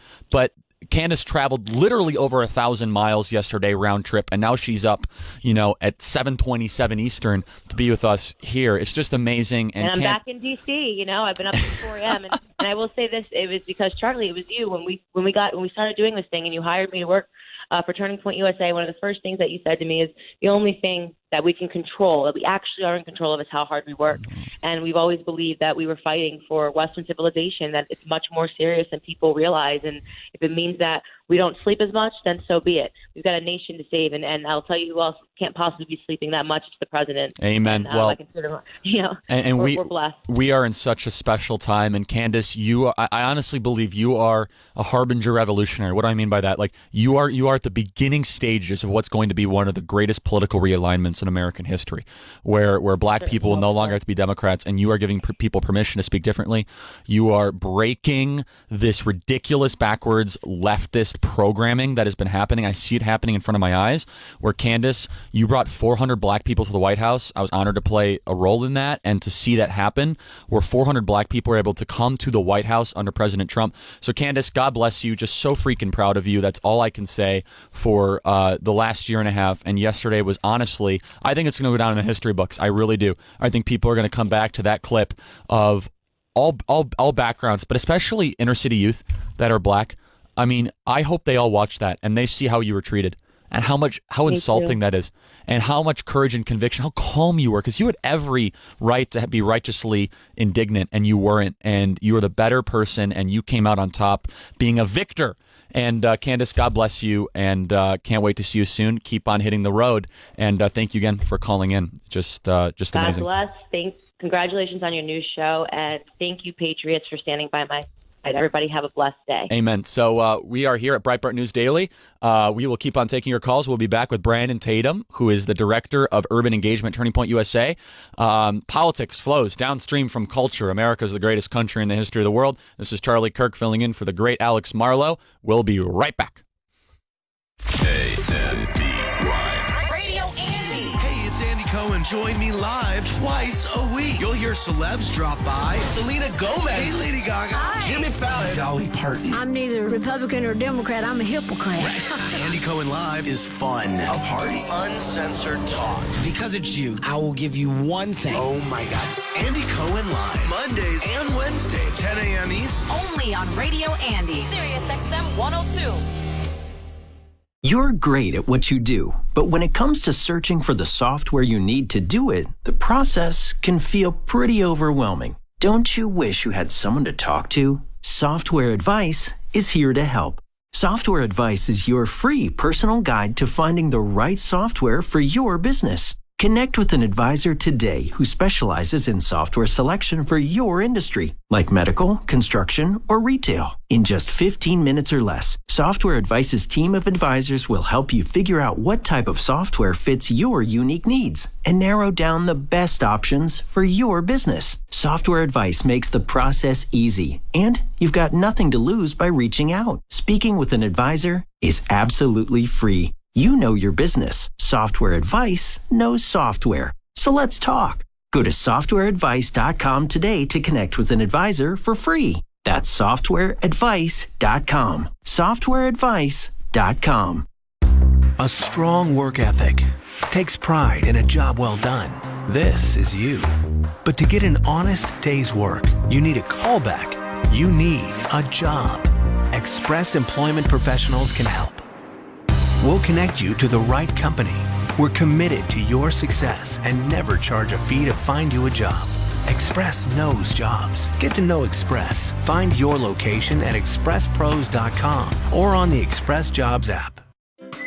Black and green stuff growing on your roof or siding? Pick up Wet & Forget's new Rapid Application Hose End. Now, Wet & Forget's No Scrub Outdoor Cleaner is even easier. With a brand new nozzle that attaches to your garden hose and sprays up to 30 feet. Wet & Forget Hose End quickly and easily treats surfaces you normally couldn't reach without climbing up the ladder. Each bottle cleans up to a whopping 2,000 square feet. Get the new Wet & Forget Hose End at Menards or Lowe's Home Improvement stores. New beginnings are on the way. A resurrection is in your future. This spring, SiriusXM's Joel Osteen Radio inspires you to bloom. New growth is coming your way. New opportunities, new friendships, new levels of confidence, supernatural breakthroughs. Believe. You are going to blossom into the fullness of what God has created you to be. Joel Osteen Radio, SiriusXM 128, or listen on demand, online or on the app. 866-957-2874. This is Breitbart News Daily with Alex Marlowe on Sirius XM Patriot 125. Good morning. This is Charlie Kirk filling in for the great Alex Marlowe on Breitbart News Daily. It is an honor to be filling in for Breitbart News Daily. Andrew Breitbart remains an inspiration for myself personally. I am the founder and executive director of Turning Point USA, a nationwide conservative student organization now present on 1,400 high school and college campuses across the country, where every day we say we want to win America's culture war. Andrew Breitbart always used to talk about politics flowing downstream from culture and how important it is to actually engage in the culture fight. And fundamental to that is the fight happening on university and college campuses. For far too often, conservatives and libertarians and freedom lovers have yielded and just been reluctant to engage on the fight on college campuses. And Turning Point USA is bringing the fight to the home turf of the left, to fight for freedom, to fight for free markets, to fight for first principles, and to fight for American exceptionalism. Just last night, I was at the University of Connecticut talking with Candace Owens and Dave Rubin to a packed house. And it's not that students are opposed to our ideas, it's that they're not exposed to them at all in the first place. It's that college campuses are not actually allowing differing ideas to be heard, and that college campuses are not the marketplace of ideas that they are supposed to be. So joining me now is one of our great team members at Turning Point USA, our Director of Urban Engagement, and just a brother in the fight for freedom, and someone I'm honored to also call a friend, Brandon Tatum. Good morning, Brandon. Thanks for being with us. Good morning, Charlie. Thanks for having me on. Of course. Thanks for getting up early with us here on Breitbart News Daily. So I'm sure you saw Candace's testimony yesterday and how proud we all were of that. And just last week, you visited Rider University, didn't you? And you were met with kind of protests and backlash, speaking for Turning Point USA with Anna Paulina. Talk a little bit about that, and talk a little about your background too, just being a former police officer, someone who thought he was a liberal and now became a Trump supporter, and someone who now advocates for the president and advocates for our ideas every single day. Awesome. So, I have to say that Rider was, obviously we put on a great event. The event staff there did a wonderful job at coordinating. It was safe. It was security. There was a lot of people there. I think it was almost 500 students there. Unfortunately, I was disappointed with some of the students of Rider. But let me put this into context and kind of where I come from so the viewers can, I guess, learn a little bit more about me. I grew up in Fort Worth, Texas. I'm a Texas native. I went to college. I played football. I was an All-American football player. While I was in college, I had a young son, which led me to have to pursue something outside of the NFL. I was in the 2010 NFL draft, but I didn't get drafted. One of my pursuits was the police department. When I was growing up, I never thought I'd become a cop. I wasn't even interested initially. But once I applied, I did a ride along, and I was inspired. The first time in my life I saw a hero, and Officer Sean Payne, which just inspired me to want to become a police officer. I joined the police department. I excelled. I was a spokesperson. I was a field training officer. I was on a SWAT team. I did everything that I could do in the police department. Really loved my career. Becoming an adult, paying taxes, really opened my mind to politics. So I started to get more and more involved. I was raised a Democrat. I voted for Barack Obama his second term.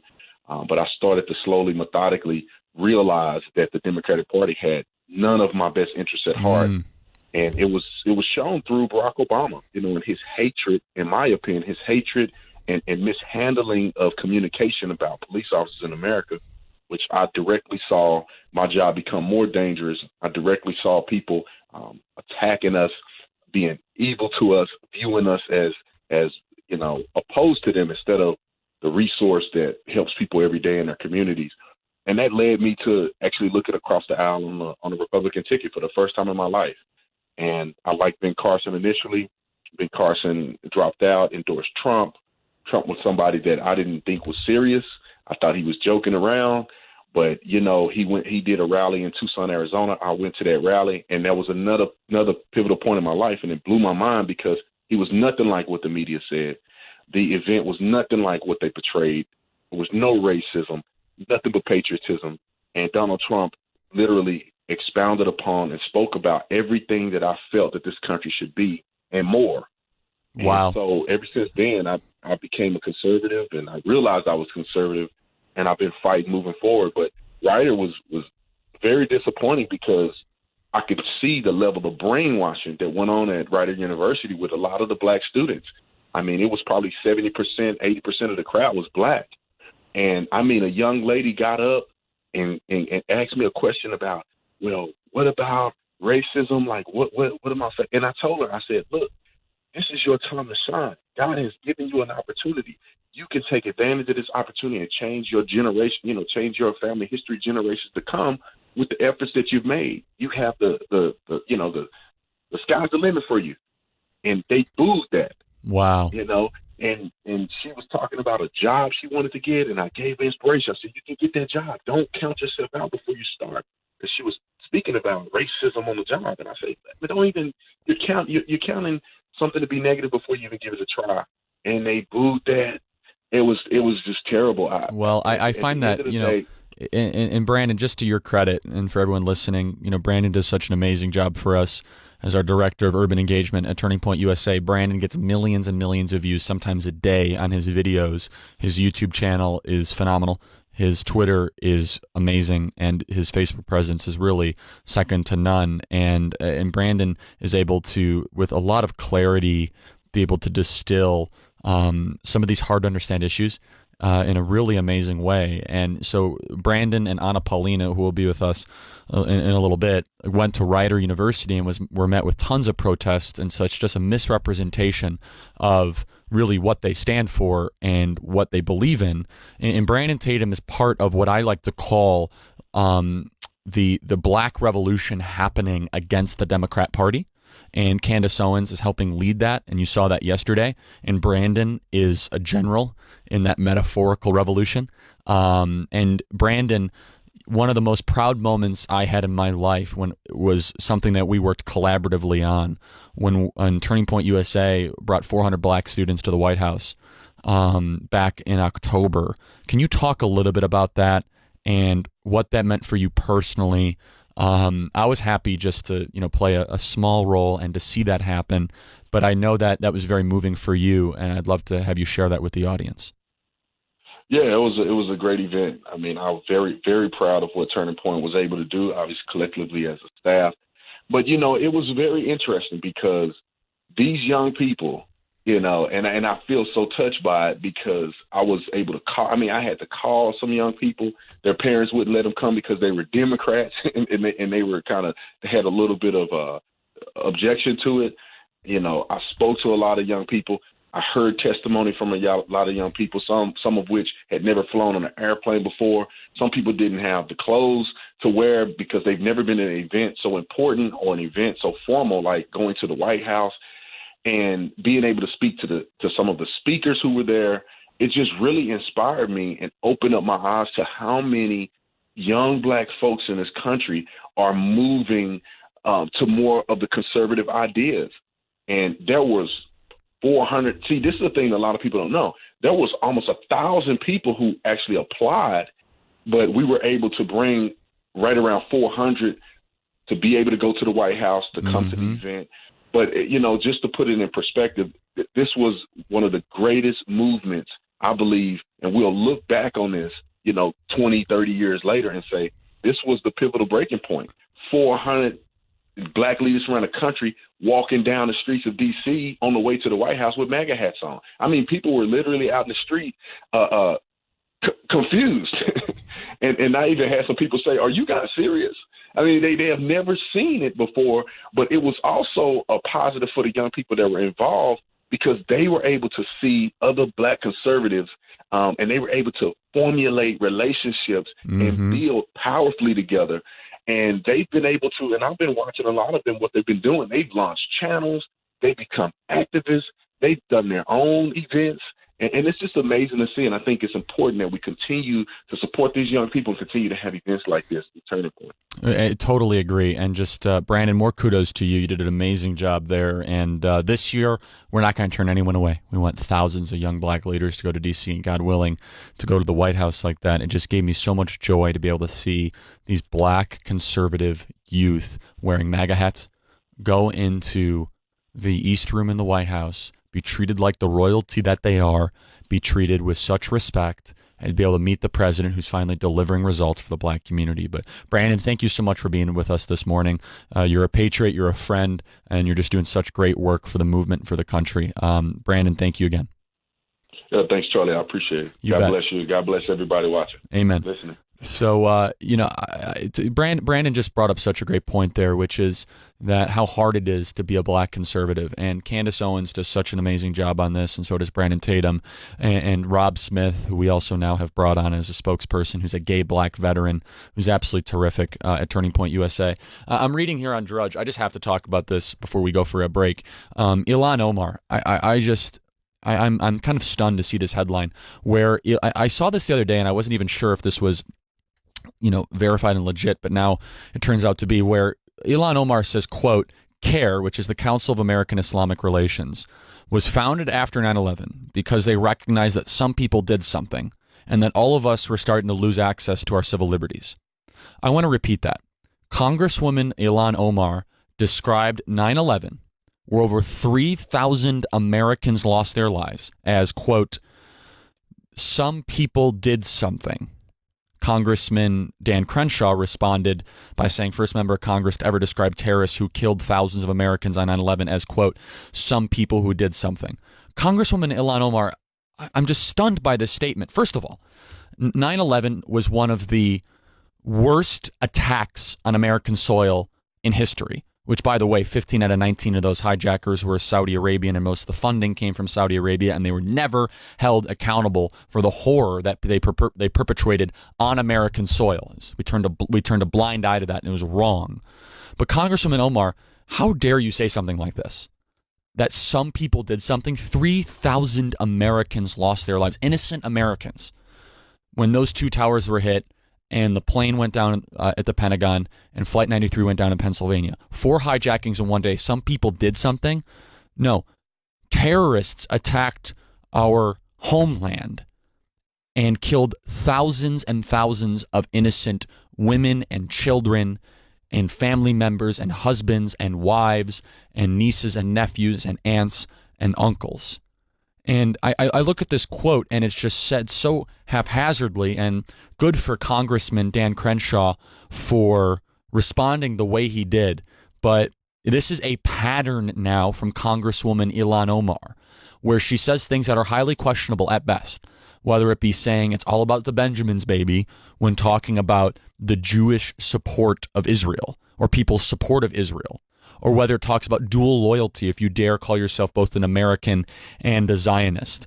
And now she says the Council of American Islamic Relations was founded after 9/11 because they recognized that some people did something and that all of us were starting to lose access to our civil liberties. It's a stunning statement. It's something that is now a pattern of the radical left. And as the chairwoman of the Republican National Committee, Ronna McDaniel, says, Ilhan Omar isn't just anti-Semitic, she's anti-American.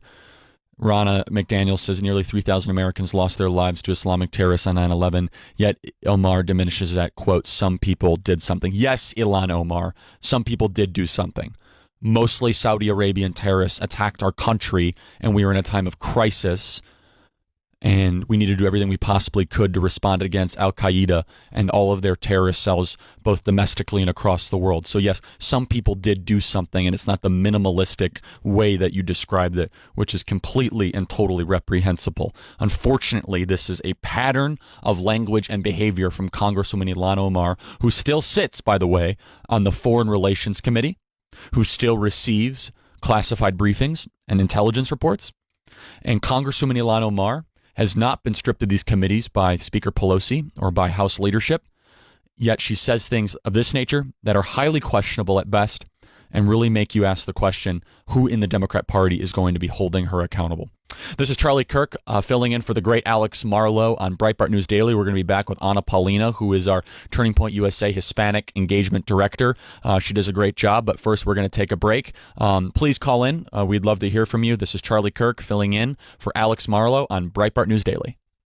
Hi, this is former Yankee Steve Sachs, and you can support cancer research and experience Yankee Stadium like never before on Saturday, May 11th. Sign up today for the Runyon 5K, a unique run-walk that uses the stadium as its course. Navigate the concourses, ramps, and stairs, and take your own victory laps around the field. All proceeds will support the Damon Runyon Cancer Research Foundation. To register, visit runyon5k.org. I imagine a school bus that could go anywhere. I imagine a way to farm under the sea. Twice the crops in half the time. Lighter cars with a lot more go in the tank. A better way to get doctors to people who can't get to doctors. If you can imagine it, America's fuels and petrochemicals will be part of it. Imagine that. Visit imaginethat.org. Message and data rates may apply. Earning your degree from one of the top business schools in the country might sound impossible to fit into your workload. But what if there were a business degree that furthered your career and gave you access to world-renowned faculty, leaders, and mentors, all on your schedule? One that opened doors to some of the most influential CEOs, tech companies, law firms, entrepreneurs, and thought leaders. And what if you could earn that degree in as little as 16 months, 100% online? To find out more, text SERVICE to 79645.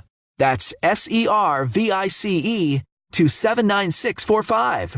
Start your online MBA, Information Management, or Business Analytics Master's Program from the W.P. Carey School of Business at Arizona State University today. Learn more about the W.P. Carey Business Graduate Programs online. Text SERVICE to 79645. That's SERVICE to 79645. If your family depends on your income and something happened to you, what would happen to them? You need life insurance, and SelectQuote can help you get it at a price you can afford. SelectQuote found Jacob, 40, who's in excellent health, a 10-year, $500,000 policy for only $19 a month. Not in perfect health? Don't worry. SelectQuote found Tanya, 40, who has type 2 diabetes, a 10-year, $500,000 policy for only $32 a month. We shop companies like Protective, Prudential, American General, and others to find you the company with the best rates. Give your family the security they need at a price you can afford. For your free quote, call 1-800-556-8400. That's 1-800-556-8400. Or go to SelectQuote.com. That's 1-800-556-8400. SelectQuote. We shop, you save. Get full details on the example policies at SelectQuote.com/commercials. Your premium could vary depending on your health, issuing company, and other factors. Not available in all states. In the words of Andrew Breitbart, walk toward the fire. Don't worry about what they call you. This is Breitbart News Daily on Sirius XM Patriot 125. Good morning. This is Charlie Kirk filling in for the great Alex Marlowe on Breitbart News Daily, Sirius XM Patriot 125. For those of you on the call line, I see you. We will be with you soon. We have a packed morning, as you can tell. It is quite a news cycle, to be honest with you. You have total chaos on the southern border. You have Donald Trump at 53% approval rating. You have Brexit, which we had a great guest on, James, earlier in the show that talked about the chaos that is happening in the UK. We were honored to be joined by Candace Owens, our communications director at Turning Point USA, who testified in front of the House Judiciary Committee yesterday. Did a phenomenal job speaking truth to power in front of the Democrats and really, honestly, changing the narrative in a phenomenal way. And then we were also joined by Brandon Tatum, who's doing an amazing job for us at Turning Point USA. I'm looking at the front page of the Drudge Report. I want to mention this before I bring on Ana Paulina, our Hispanic engagement director at Turning Point USA. And I can't. It's really amazing to me the rise of Mayor Pete. I still can't pronounce his last name. By no means do I mean that as an insult or a pejorative to him. I just can't. I still need to learn how to pronounce his last name, Buttigieg or something. I don't mean that as an insult. It's just a difficult last name. And it's kind of interesting of like where the direction of the Democrat Party is going. And I think there is a part of the Democrat Party that is embracing something younger and new and authentic, yet is going to be contrasted with their desire for their religious demand for identity politics. So Mayor Pete, you seem like a nice enough guy. You seem uniquely unqualified for the position because you've now run a city that is quite broken and backwards. But boy, you heard it here first. Just wait. The left will come after you for being a white male. They will come after you for that because the Democrat Party now demands that, unfortunately. And Bernie Sanders, Joe Biden, Mayor Pete, Robert Francis O'Rourke. I think the Democrat Party is going to use that card because they use it far too often. And that's not a good thing, by the way. I hope that they would judge candidates based on their merits and what they do. But joining us now on the line is Ana Paulina, our Turning Point USA Hispanic Engagement Director. Ana, thank you so much for joining us this morning. Donald Trump is now at 50% approval rating in the Hispanic community. What do you make of that? And thanks so much for joining us this morning. Good morning, Charlie. I think it's absolutely incredible. And, it's crazy to see that no matter how hard that the left is trying to really take down this president, especially on the topic of immigration, that Hispanics across the United States are really uniting together to say, hey, look, we don't agree with this process, and we realize that if it's not done correctly, people on both sides are getting hurt. So that's why you see the up approval ratings, on top of the fact that our employment is at an all-time low. Or unemployment is at an all-time low. And then, a lot of us, especially being that we're so strong in our faith base, are really against this late-term abortion that we're seeing the left really shove down everyone's throat right now. Totally right. That's such a great point, Anna, that the Hispanic community is a very pro-life community. It's one that is rooted in Catholic values, in family. These are not the values of the left, is it? No, not at all. And in fact, with over 50 of us being Catholic, the fact it exists is that right now you have this whole family separation thing literally as a talking point for the left.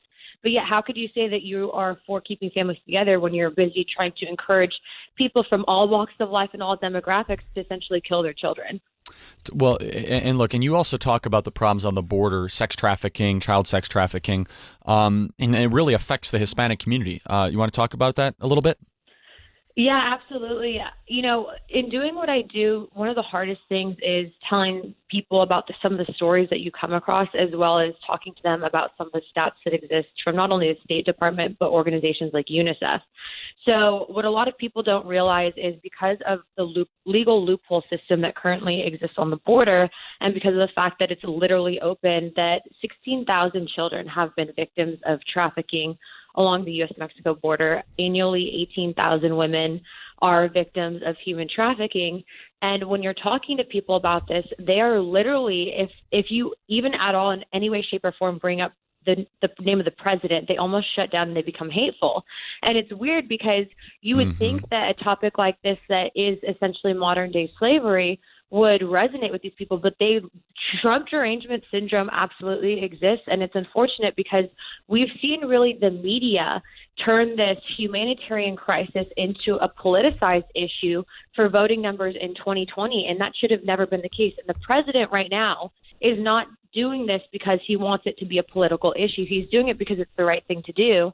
But unfortunately, you're seeing the DNC and people on the left using this so that they can get votes in 2020. And you know what? They're still going to lose.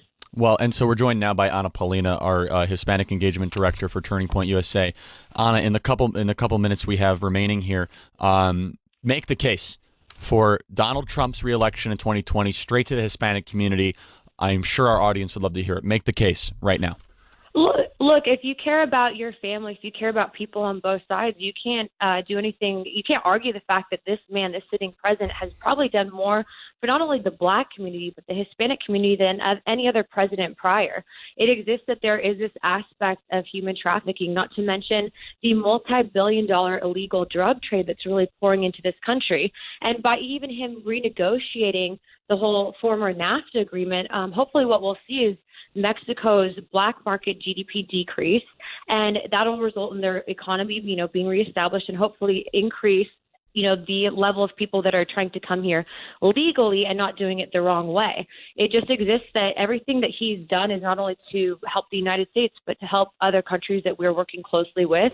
And frankly, right now, if you're more concerned about, getting your avocados than human life, I think you really need to take a good look at yourself and ask yourself, why is it that... Well, I will forfeit avocados for the rest of my life if it means that children are no longer sex trafficked across the southern border. I will give up my guacamole, my avocado toast, all of it. Anna Paulina, you are a patriot. You are phenomenal and such an important voice in our country at this time. Honored to be in this fight with you at Turning Point USA. Thank you so much for joining us this morning and for getting up so early. We truly appreciate it. And this is Charlie Kirk filling in for the great Alex Marlowe on Breitbart News Daily. For those of you on the phones, we're going to take you quite soon. And I will tell you, what a time to be alive in the greatest country in the history of the world. We'll be right back. A strong work ethic takes pride in a job well done. This is you. But to get an honest day's work, you need a callback. You need a job. Express Employment Professionals can help. We'll connect you to the right company We're committed to your success and never charge a fee to find you a job. Express knows jobs. Get to know Express. Find your location at expresspros.com or on the Express Jobs app. Black and green stuff growing on your roof or siding? Pick up Wet & Forget's new Rapid Application Hose End. Now, Wet & Forget's No Scrub Outdoor Cleaner is even easier. With a brand new nozzle that attaches to your garden hose and sprays up to 30 feet. Wet & Forget Hose End quickly and easily treats surfaces you normally couldn't reach without climbing up the ladder. Each bottle cleans up to a whopping 2,000 square feet. Get the new Wet & Forget Hose End at Menards or Lowe's Home Improvement stores. Hi, I'm Raymond Denon, Vice President of Optima Tax Relief. If you're in debt to the IRS, there's a lot you need to know. Starting with rule number 1, don't mess with the IRS. They can garnish your paycheck, levy your bank accounts, even take your home or business. That's all true. But it's also true that there's a way out. It's called the Fresh Start Initiative. It's one of the biggest breaks the IRS has ever offered. If you qualify, you could save thousands, even tens of thousands. Nobody knows this program like us, the experts at Optima Tax Relief. We have an A-plus rating with the Better Business Bureau, and we've resolved over $500 million in tax debt for our clients. We'll stand between you and the IRS and fight to get you the best deal possible. Don't mess with the IRS. For tax help you need, for tax help you can trust, call Optima for a free consultation. Call 800-611-8892. 800-611-8892. 800-611-8892. Optima Tax Relief. Some restrictions apply. For complete details, please visit OptimaTaxRelief.com. Politics changes every second, especially with social media. Stay up to date with SiriusXM Politics when you get out of the car with an online subscription. Head to SiriusXM.com to find out more. News this hour from townhall.com. Alex Thomason. Calling it a night of tremendous victory, Israeli Prime Minister Benjamin Netanyahu appears headed for a historic fifth term in office. With close to 100% of the votes tallied, it looks like the Likud party prime minister has defeated Blue and White Alliance challenger Benny Gantz. The near-final results show the Blue and White party deadlocked with Likud at 35 seats, but most of its support seems to have come at the expense of the venerable Labour and leftist Meretz party, who both earned historic lows in the election. Together with his current Jewish ultra-Orthodox and nationalist partners, Netanyahu seems to have a clear path towards building a coalition government with a majority in the 120-seat parliament. I'm Charles de Ledesma. Attorney General Barr back in the spotlight today on Capitol Hill. He'll testify before the Senate Appropriations Committee. Yesterday, Barr told a House panel he expects to release an edited version of the Mueller report within a week. President Trump travels to the Houston area today. He's expected to issue a couple of executive orders, making it easier for the gas and oil industry to obtain permits to build pipelines and other infrastructure. The Senate's debating legislation acknowledging the pain felt by unborn children during an abortion. Senator Lindsey Graham introduced a bill to the Judiciary Committee he chairs. It's called the Pain-Capable Unborn Child Protection Act, offering protection for the unborn at 20 weeks of pregnancy when Graham says they can hear and can stretch, can yawn, and can feel pain. Graham also noted that babies undergoing fetal operations at the same stage are given anesthetics to prevent pain. Bob Agnew, Capitol Hill. The spring blizzard expected to hammer parts of Colorado, Nebraska, South Dakota, Minnesota later today. High winds up to 2.5 feet of snow expected in some areas. On Wall Street, Dow futures up 56 points. More on these stories at townhall.com. When it comes to your pain, many of you might be skeptical, like I was, about ordering Relief Factor. Pat Boone again for this wonderful 100% drug-free supplement designed to help your own body lower or eliminate occasional aches and pains due to aging, exercise, everyday living. I'm not skeptical any longer. The 3-week quick start is now discounted to only $19.95. Why don't you let us see if we can get you out of pain, too, at ReliefFactor.com. Blue Star medicated ointment gets 5-star reviews from our loyal users for fast relief of the pain and itch of almost any skin irritation. Blue Star soothes insect bites and fungal infections. It really works on the summer rashes I get every year. I had psoriasis on my elbows. Blue Star worked wonders. Amazing stuff. Smear a bit on and the itch is gone. Look for the white box with the Blue Star in the first aid section. Feel Blue Star work fast or your money back.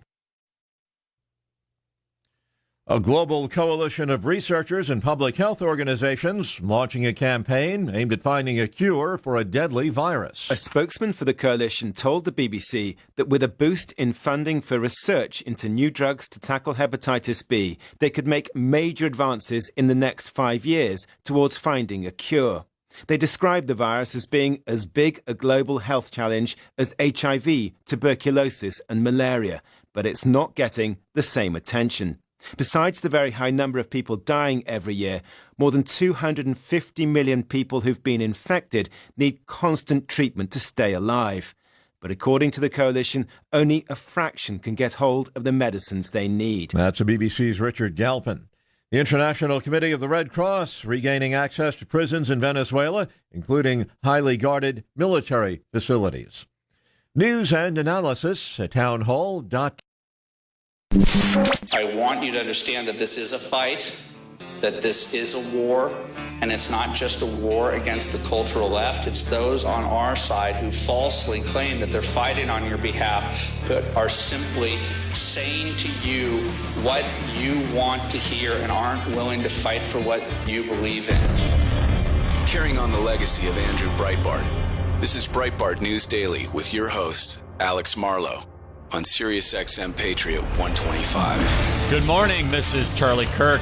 I'm filling in for the great Alex Marlowe. What an honor to be hosting Breitbart News Daily. Breitbart has played such an important role in my career and the life of Turning Point USA, now the nation's largest conservative student organization on over 1,400 high school and college campuses across the country. Politics flows downstream from culture, as Andrew Breitbart always used to say, and the more that we can learn that is the culture war that will dictate the future of our country, the more successful we will be in politics and in the creation of public policy. Andrew also used to talk about the importance of fighting and not just saying that we're correct, but actually going on the turf of the left, whether it be academia, Hollywood, or media, and challenging them straight to their face. And that is something that we try to do at Turning Point USA every single day. On 1,400 high school and college campuses, we are bringing the fight of free markets and constitutionally limited government and first principles and American exceptionalism to a generation that needs it, to a generation that is not hearing this message in high schools and colleges. On that note, I want to go to the phones first. Marianne in Delaware, who says her high school son, she's discussed that no one knows history. Marianne, thank you for joining us on Breitbart News Daily. Hi, Charlie. It's an honor to talk to you. It really is. You're doing a great job, and it was wonderful to hear from Candace. I saw her clips last night at 2 a.m. when I woke up and I couldn't go back to sleep. She was awesome. She handled Nadler, my favorite person in Congress, beautifully, and I kudos to her, really. Kudos to her. But yes, my son comes home every day and cannot get over how no one, and he's in advanced classes, he says, Mom, you just cannot get over how they just don't know anything about history. It's so upsetting. And this is the funny part about the Hitler. I always laugh when they always refer to Trump and anybody who's for Trump, Hitler. Is they don't even know. They think the Nazis were in World War I. I mean, I'm dead serious. They don't even know what war the Nazis were in, and it's just mind-boggling. Well, look, they're not teaching history. Yeah, they're not teaching history at all. Thank you so much for your call, Marianne. And just they're not teaching history to the next generation, and students are taught that for whatever reason. I have my own theories of this, that the two parties switched in the 1960s, when in reality, the Republican Party was founded as an anti-slavery party in 1860 in Wisconsin and has always been the party of liberation. The Democrats were the party of the KKK, the party of slavery, the party of Jim Crow, the party that filibustered the Civil Rights Act in 1964, the party that fought for the continuation of segregation in the Deep South, the party that continually wanted to go back to controlling certain individuals in this country, where the Republicans have always been the party of liberation, of self-empowerment, of the preservation of natural rights. If there were two big lies that I could deprogram in the consciousness of America's youth, the first of which would be that the two parties switched and somehow they're completely and totally different, because it's much more complex than that. And most young people will believe that now the Republicans of today are somehow carrying the sins of the Democrats of the past, which is completely and totally absurd. And for example, just a logical way to dispel this is, why on earth is it, as the South got increasingly less racist, it got more Republican? If their treatise were to be true, or the thesis were to be true, it would be the exact opposite. The second lie that I would deprogram is, just because someone got rich does not mean anyone got poor. There is a fallacy that is embedded in the consciousness of professors and students that wealth creation is inherently exploitation. This is antithetical to economics. This is antithetical to anyone that understands how wealth is actually created. In a market, if you create it absent of cronyism by creating wealth for other people, you have to employ individuals, you have to probably borrow money, you have to do it continually year after year. It's really, really difficult. And in order to do that, you have to make other people richer while making yourself richer. So whether it be Howard Schultz at Starbucks, who I don't agree with everything he says politically, I think he says some things that have some merit. In order to do so, billions of people have to buy coffee every single year in order to keep that company afloat. Therefore, people are voluntarily giving their resources, their time, and their money to, quote unquote, make Howard Schultz richer and make Starbucks have increased revenue. Just because someone gets rich does not mean anyone gets poor. These are two, the idea that the party switched and the idea that there's inherent exploitation in a market system are two of the greatest myths and lies that, if I could wave a magic wand in the words of President Barack Obama, I would do so to try to deprogram students around those two things. Because what do those two things get us? The first of which is if that a younger generation believes that the Republican Party is the party of racism and the party of Jim Crow, which is not true, then everything they view through is that the Republican Party is bigoted and backwards and in by no means allowing for dissenting opinion. The other of which is, if you believe that all wealth creation is inherently exploitation, therefore you believe it's okay to take other people's money. It's okay to take other people's wealth. It's okay to go around and have 90% tax rates because you only earned that money, quote unquote, earned it by theft. You got that money through exploitation. You got that money through stealing from other people. And it's important to remember that the world's richest people did not go around with firearms holding people hostage for money. That's what dictators in Venezuela and Cuba do. In order to get rich in a market system, there are exceptions, you have to have very good ideas for a long period of time. And probably if you want to get very, very wealthy very quickly, you have to fundamentally transform an industry. And you have to do it continuously because there's so much competition and there's such an upward thrust to try to destabilize you from that position. So, for example, some of the wealthiest companies that used to exist no longer exist today. I'll use two examples. Kodak. I mean, let's remember Kodak. They used to make cameras we used to buy Kodak cameras. They're now all the company's basically bankrupt today. Why? Well, it's because we all have cameras in our smartphones. The competition quality got better, and Kodak used to be a multi-billion-dollar company and used to be something that people would voluntarily buy, and they were not able to keep up with an innovative changing economy. The second of which is Blockbuster. Blockbuster at its peak was a $6 billion company, employed thousands of people. Now there's one Blockbuster store left in the world. One. Well, it was Netflix, Hulu, and the streaming services that destabilized the Blockbuster empire. And sometimes disruption is good.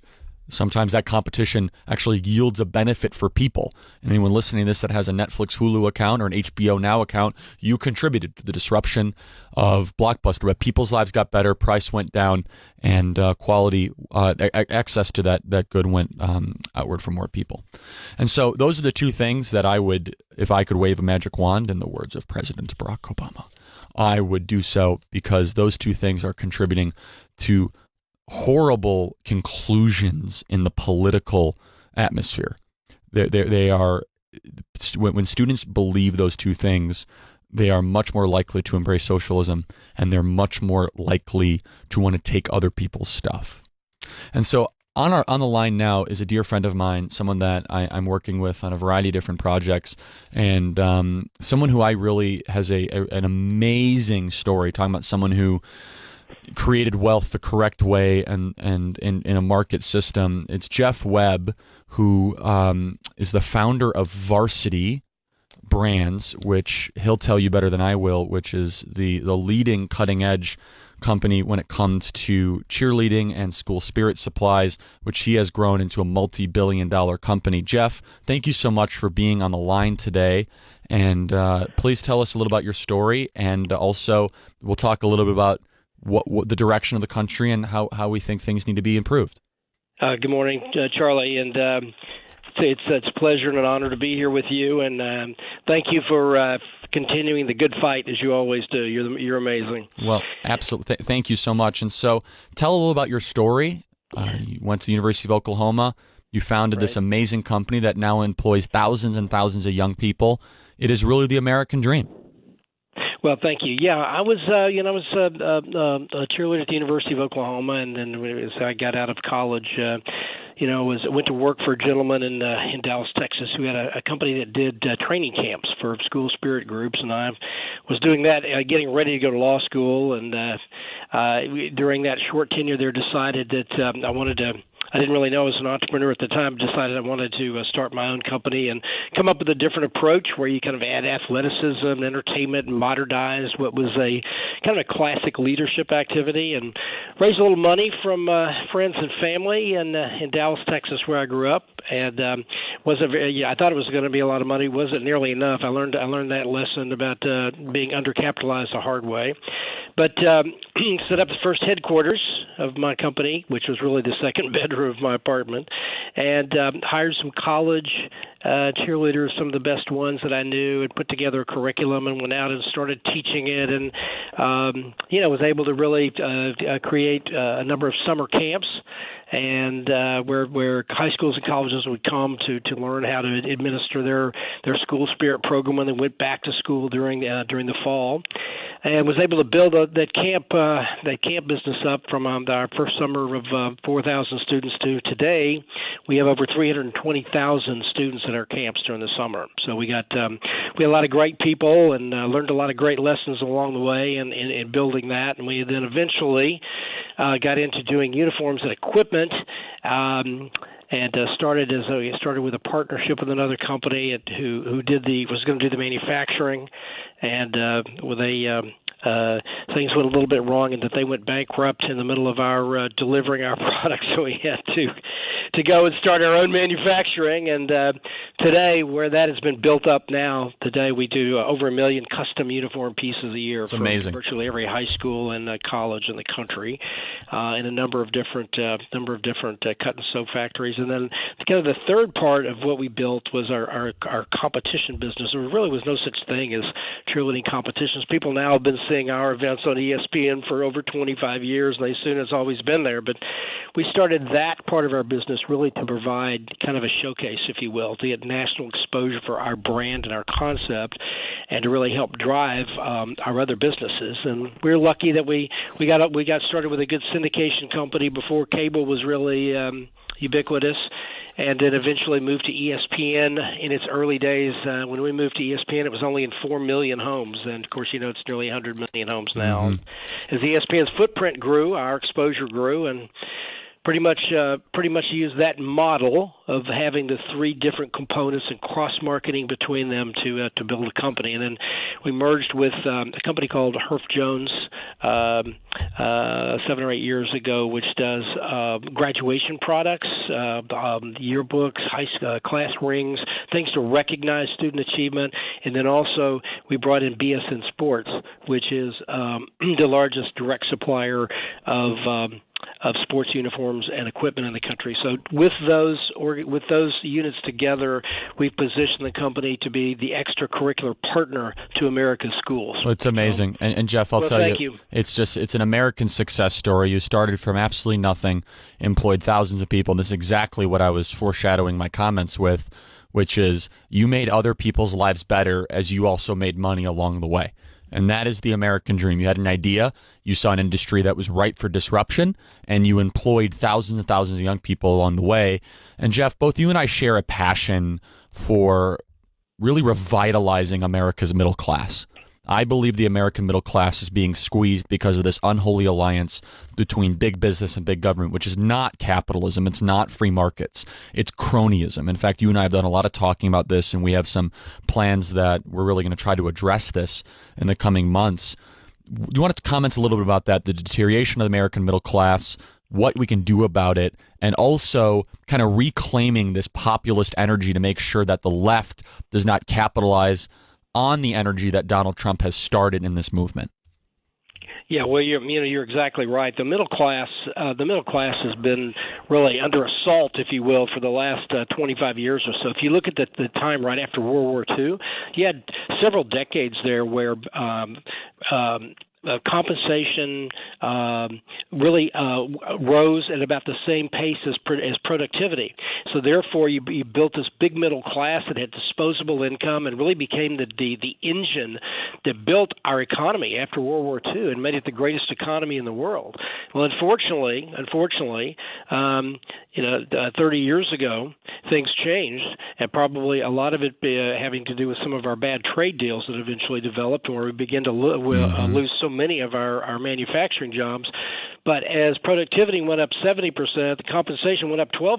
So you had this huge gap, and the middle class has just been left behind. They're under assault through a high health care cost, taxes, regulation, educational issues, immigration issues, and President Trump is the first president in my memory who's really taken on the mantle of the middle class and their well-being, and has realized that they have been squeezed, and for this country to really achieve its full value, we have to make sure that that's turned around. And he started doing that. The tax cut, as you and I have talked about, was a big step. Deregulation, but there's lots to be done, and there will be more and more and more to be done as we go forward. So we've created an organization called the New American Populist, and this organization is really designed to help, as you said, revitalize the middle class, to create a platform to lobby elected officials to help actually select and train and get candidates elected that share our concern and our for the middle class and what we need to do there. We're also going to be lobbying our elected representatives to address the issues that face the middle class. And as you said, this unholy alliance between mega businesses and our politicians, which all that does is create a playing field that is not level. So you've got these huge corporations who are able to afford lobbyists, who are able to go to our elected officials to get special deals cut for them. Why do you think the tax code is 70,000 pages long? It's all these special deals. Small businesses and kind of everyday Americans don't have the ability to do that. So therefore, they're left with a situation where they can't compete, and then you have fewer small businesses being started as a result of that. So all of these things, it is a target-rich environment. It the things that need to be addressed, but we're going to do it. Well, and what's so important about what Donald Trump has started with this populist revolt is, for far too long, the will of the people is not implemented in Washington, D.C. Instead, it's actually the will of the elites. It's the will of the Malibu and Manhattan ruling class, what I call the wise men of Washington, that are well-connected, well-positioned on K Street, that have made the correct political donations, and have retained the right lobbying firms to be able to craft these crony insider deals. And it's been both sides of the aisle. And it took Donald Trump, the ultimate disruptor, the ultimate game changer, to actually challenge and expose this system and to be able to put forth policies that will actually revitalize the American middle class. Now, Elizabeth Warren, Bernie Sanders, Robert Francis O'Rourke, many of these characters on the left, I think they're trying to capitalize on this energy, but their policies won't do much good, will they, Jeff? Well, not really. I mean, when you look at some of the issues that they bring up, I mean, we actually agree with them. And look at, recently Elizabeth Warren breaking up the large tech companies, the big tech companies. Sure. Well, we look at that and we say we think that makes some sense. It certainly should be looked at when you think that 80% of kind of the information that's flowing comes through those companies. That's a monopoly, and we know that monopolies are not good for competition. For markets. Sure. That's right. And then it stacks the deck against small companies, and they're driven out of business, and it's not good. Now the problem is, her answer is to bring them under government, which is the largest monopoly in the world.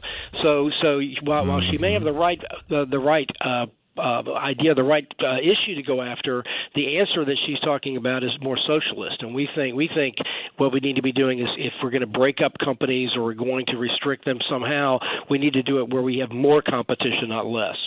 I totally agree with that, Jeff. And we cannot allow the left to misrepresent the energy that Donald Trump has started and sustained throughout his presidency to sell socialist ideas, to just get in a competition of promising free stuff that will destabilize the economy, that will put us in dire financial condition, because you're always going to have to raise taxes in some capacity or print more money, which essentially is a tax, because inflation is a tax on the American middle class. Inflation hurts people that are living paycheck to paycheck. Inflation hurts people that are not able to invest heavily in the stock market or own assets. People that are renting, people that are working hourly jobs and hourly wages are hurt tremendously more by inflation or by quantitative easing or by the creating and printing of money. And if you look at the amount of taxes that are already on the American middle class, whether it be the FICA tax, the Social Security tax, property taxes, sales tax, income tax, it is so difficult for people in the 20%, 30% of income earners to break out of that when the government has so many built-in barriers in the tax code that favor the wealthy few and the well-connected. Donald Trump did a huge step in the right direction by trying to fix that by simplifying the tax code. But it seems as if the left, they are so focused on growing the very government that is rigged against the American middle class. Well, I think you're exactly right. And even small increases in taxes and even small increases in inflation, as you mentioned, have a disproportionate negative impact on the middle class. Understand that over 40% of workers in this country are living paycheck to paycheck. They have no savings. They have nothing in reserve if they have some kind of health care emergency or any kind of emergency in their family. They have nothing left to address it. Their credit card debt averages nearly $7,000. This is the unpaid part. Mm-hmm. The balance going forward, nearly $7,000. They are squeezed, and they've seen educational tuition go up. They're squeezed, and you're exactly right. We've got to make sure that the policies that are enacted as we go forward are sensitive to this understanding of how the middle class is struggling, and we need to help them, and we need to level the playing field so that they can compete. They're out there. They want to do well. They want to be great citizens. They want to help their fellow citizens in their communities. They just need the right type of government to help them do what needs to be done. Totally agree. The organization that Jeff has started is called the New American Populist. I'm total in agreement and support of what you're doing, Jeff. Everyone listening, remember that name, Jeff Webb. It's going to be one to remember for quite some time. Jeff, thanks so much for joining us this morning on Breitbart Daily on Daily News. Thanks, Charlie. All the best. Absolutely. We will be right back. Breitbart News Daily. Stay on the lines. We'll get to your calls. America is the greatest country in the history of the world. Politics flows downstream from culture. If you think they're going to give your country back to you, you're wrong. You got to fight for every single inch. We'll be right back on Breitbart News Daily. Two words represent the pinnacle in golf, the Masters. Ball on its way, and it's in. And Patrick Reed has won the 82nd Masters. This week, SiriusXM Masters Radio delivers coverage befitting golf's premier event. Hear special shows from Masters champions Fred Couples, Ben Crenshaw, Bernard Langer, and Craig Stadler. And each day, our live tournament coverage starts at 2 p.m. Eastern. Find it all on Masters Radio, Sirius 208 and XM 92. Have you ever thought about getting out of your timeshare? Hi, I'm Karen, owner of Lone Star Transfer. If you are an unhappy timeshare owner, getting out of your timeshare is probably at the top of your to-do list. And with those annual maintenance fees hitting you hard in the pocketbook, you probably wish you had a way to get out of that burdensome and expensive timeshare. Thankfully, we can help. Give us a call and let us do what we've done for over 8,000 others. Our process is done legally and ethically, and best of all, quickly as possible. Lone Star Transfer is a family-owned business with an A+ rating with the Better Business Bureau. We will personally make sure your experience is a pleasant one. Don't let this be your lasting legacy. Give us a call for a no-obligation consultation at 844-284-4863. That's 844-284-4863. Or visit us online at LoneStarTransfer.com. With PatriotSoftware.com, accounting and payroll, keep your time and money. Mike Campbell here, serial entrepreneur.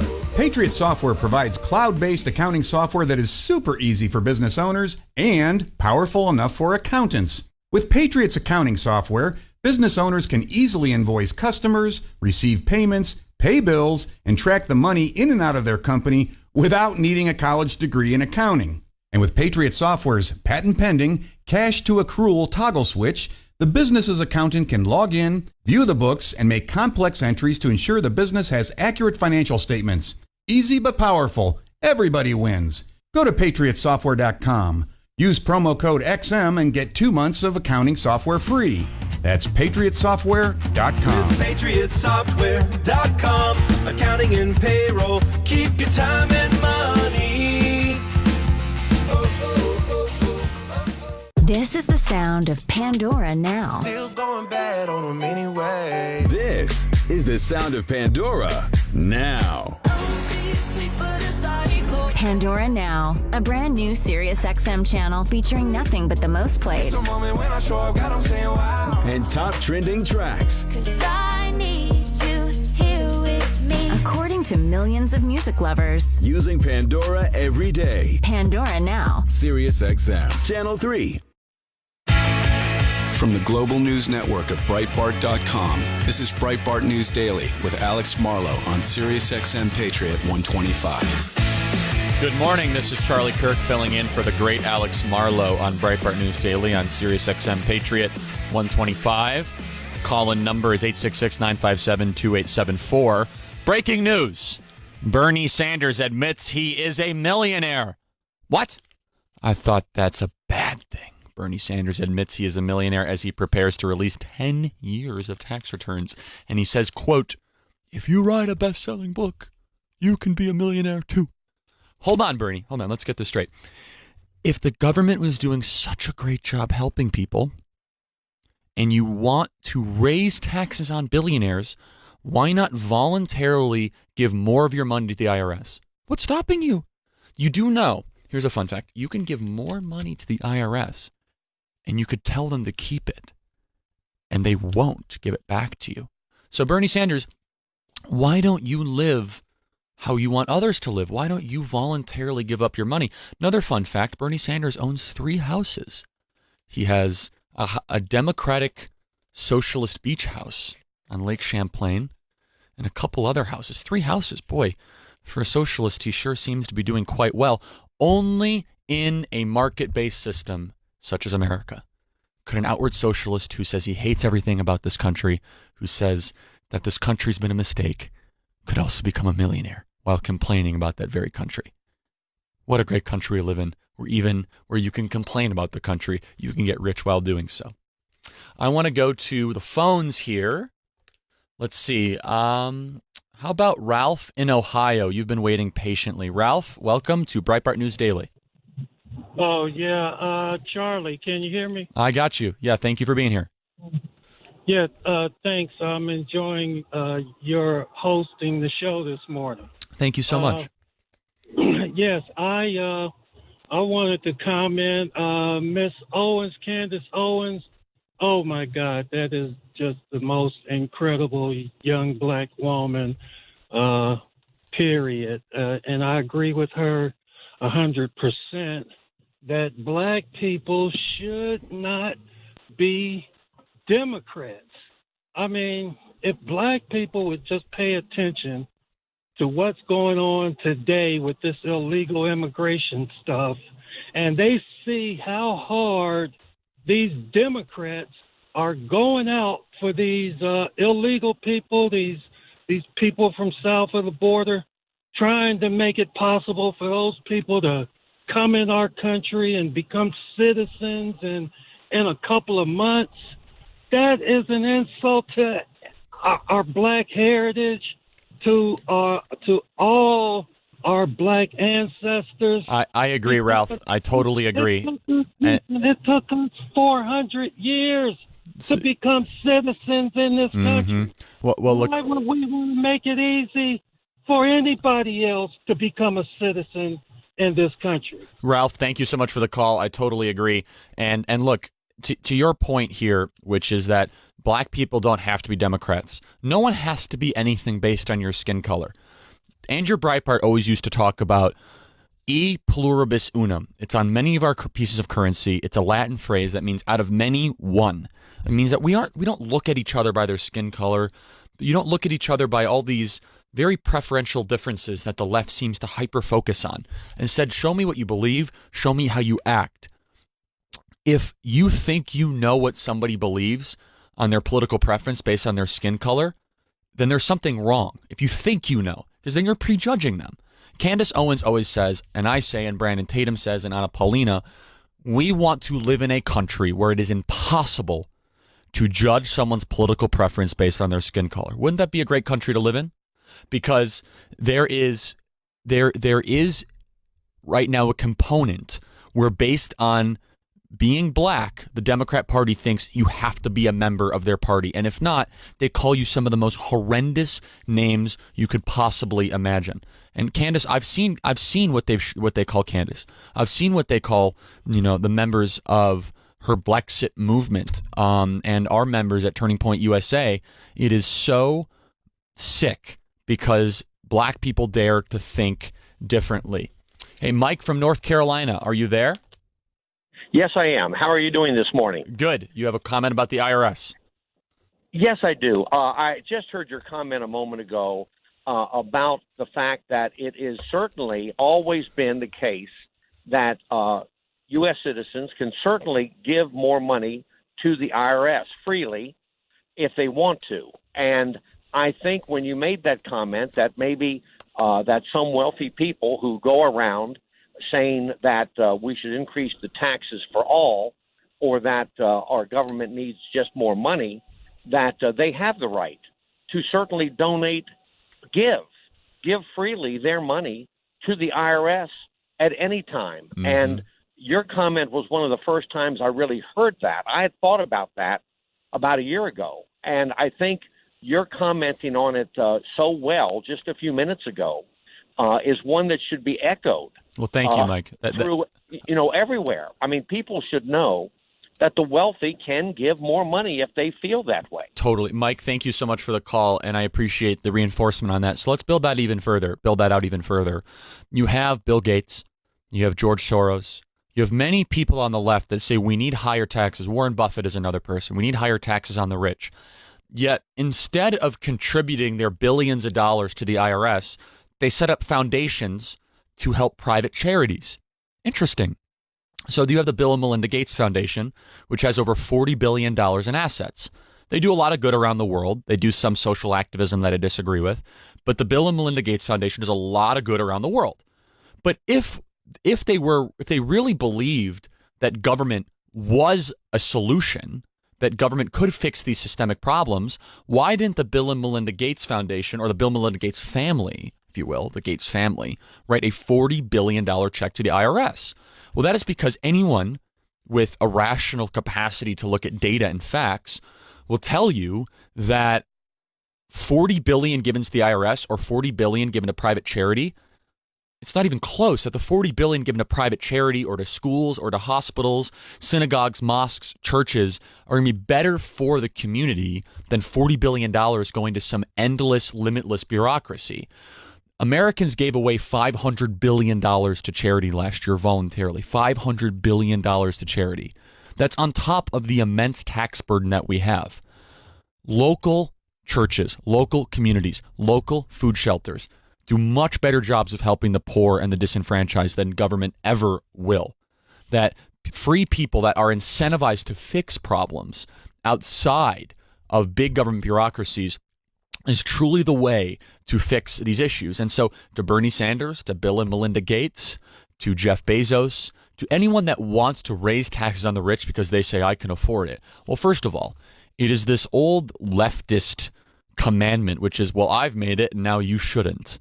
You know, wealth for ye, but not for thee, which seems to be quite embedded within the hypocrisy of the modern American left, where they espouse a position where they want other people to live differently how they live.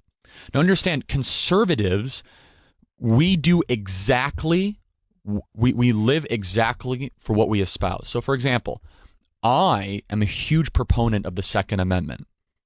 And I believe other people should be able to have that right as well. So I own firearms, and I think other people should have the freedom to own firearms. If you don't want to own firearms, that's your right.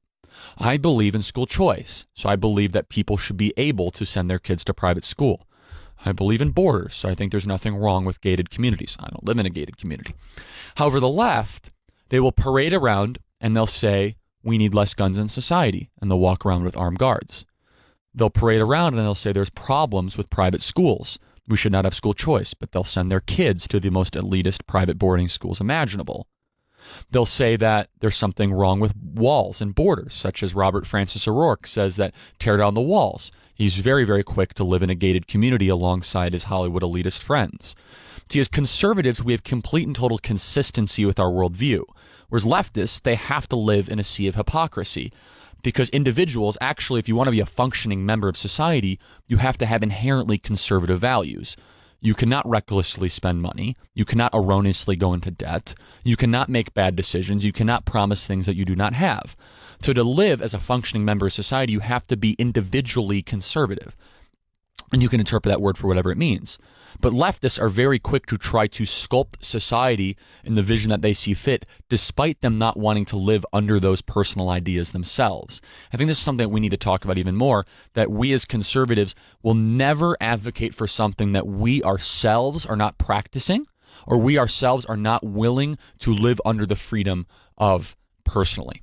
Where the left, it's the exact and total opposite. So for the newfound billionaire, Bernie Sanders, I'm waiting for that very, very big check to be sent to the IRS. But he himself probably wants to keep his money. Wait a second, if it's your money, then why do you want to take some of mine? So you let the first, what's the best comparison? Let the first millionaire cast the first big check to the IRS, I suppose. I'm just so fascinated by the American left and their capacity to endlessly dwell in this sea of hypocrisy. I want to get back to the phone lines here. Let's go to Mark in Chicago, my home city. I'm from the suburbs of Chicago, actually. I have a deep passion for Chicago, and my heart breaks for some of the travesty there. Mark, welcome to Breitbart News Daily. Hey, how's it going? Yeah, so I hope you guys can hear me. It's great to be on. I'm from Chicago. I'm from Rogers Park, actually, but I just moved to Evanston a few years ago. I know Evanston very well. Yep. As I said, I'm black and I'm from Chicago, and being black in Chicago on the north side, generally you vote Democratic. So I've been a Democrat for I was a Democrat until Donald Trump came along.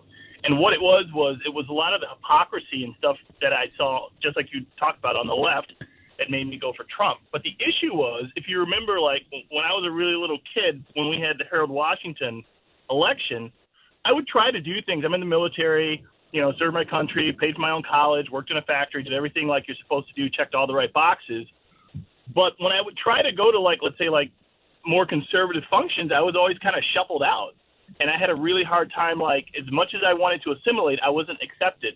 So I think the Republican Party's got to do a better job at reaching out and saying, from their historical past, of saying, we want you, you're one of us. I think we can definitely beat the Democrats, and we're fighting for the soul of this country. I want everyone to know that's why I changed parties.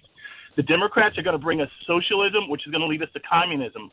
And the best way to do that, I think, is kind of like what we do in Chicago, and this sounds horrible, is to reach out to everyone. Everyone counts and everyone's important. Every vote counts. We know that they're going to try and disenfranchise us. That's why they want to get rid of the Electoral College. We know they want to disarm us. That's why they're going after the Second Amendment. We know that they want to control the narrative, and they've won the culture war. But we can still vote and we can win, but only if the Republican Party, and I came over because it's got a great message right now, and the Democrats are crazy. But I think we could do more. Well, Mark, I totally agree. Thank you so much for calling and from Chicago. And I agree that Republicans need to do a better job of embracing people that have not always been in our ranks, specifically young people, Hispanics, black people, and people in the gay community. These communities can be won with conservative ideas, pro-American policies, lower taxes, less regulation, increased entrepreneurship. And I'm from the suburbs of Chicago. I have seen what Democrat policies put in practice have done to what should be America's greatest city. Chicago is a disaster. There are over 500 gun deaths every single year. Chicago is once the center of industry. Just to give you an idea of some of the statistics. Year to date, shot and killed, 92 people have been shot and killed in Chicago. Year to date, shot and wounded, 420 people. Total shot 512, and total homicides 102 total homicides. This is just so far in Chicago so far this year. And just this week alone, 7 people in Chicago have been shot and killed.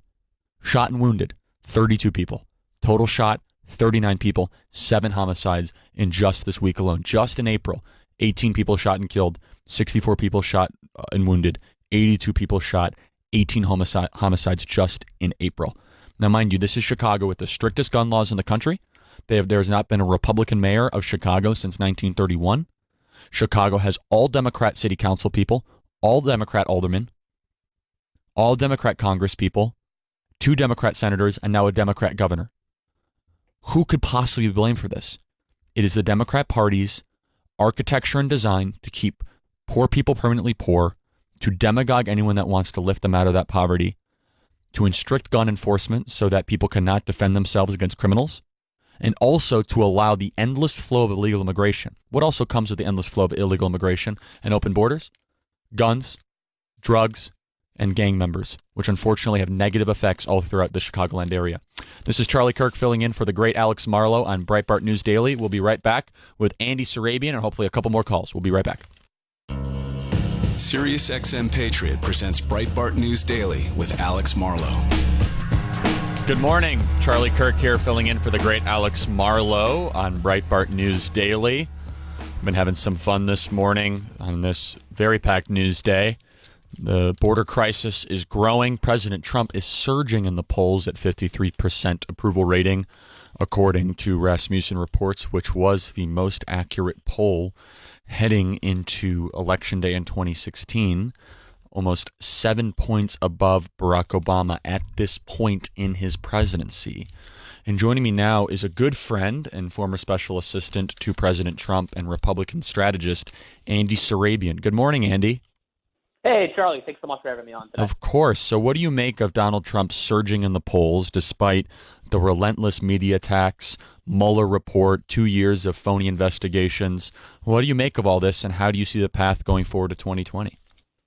Despite the entire fake news industrial complex constantly lining up against him, maligning his administration, maligning his policies, that poll shows that the American people can see right through the BS. They can see right through the media mirage. You know, one thing I'll say, Democrats and the media will say, oh, well, Rasmussen, they always overpoll Trump.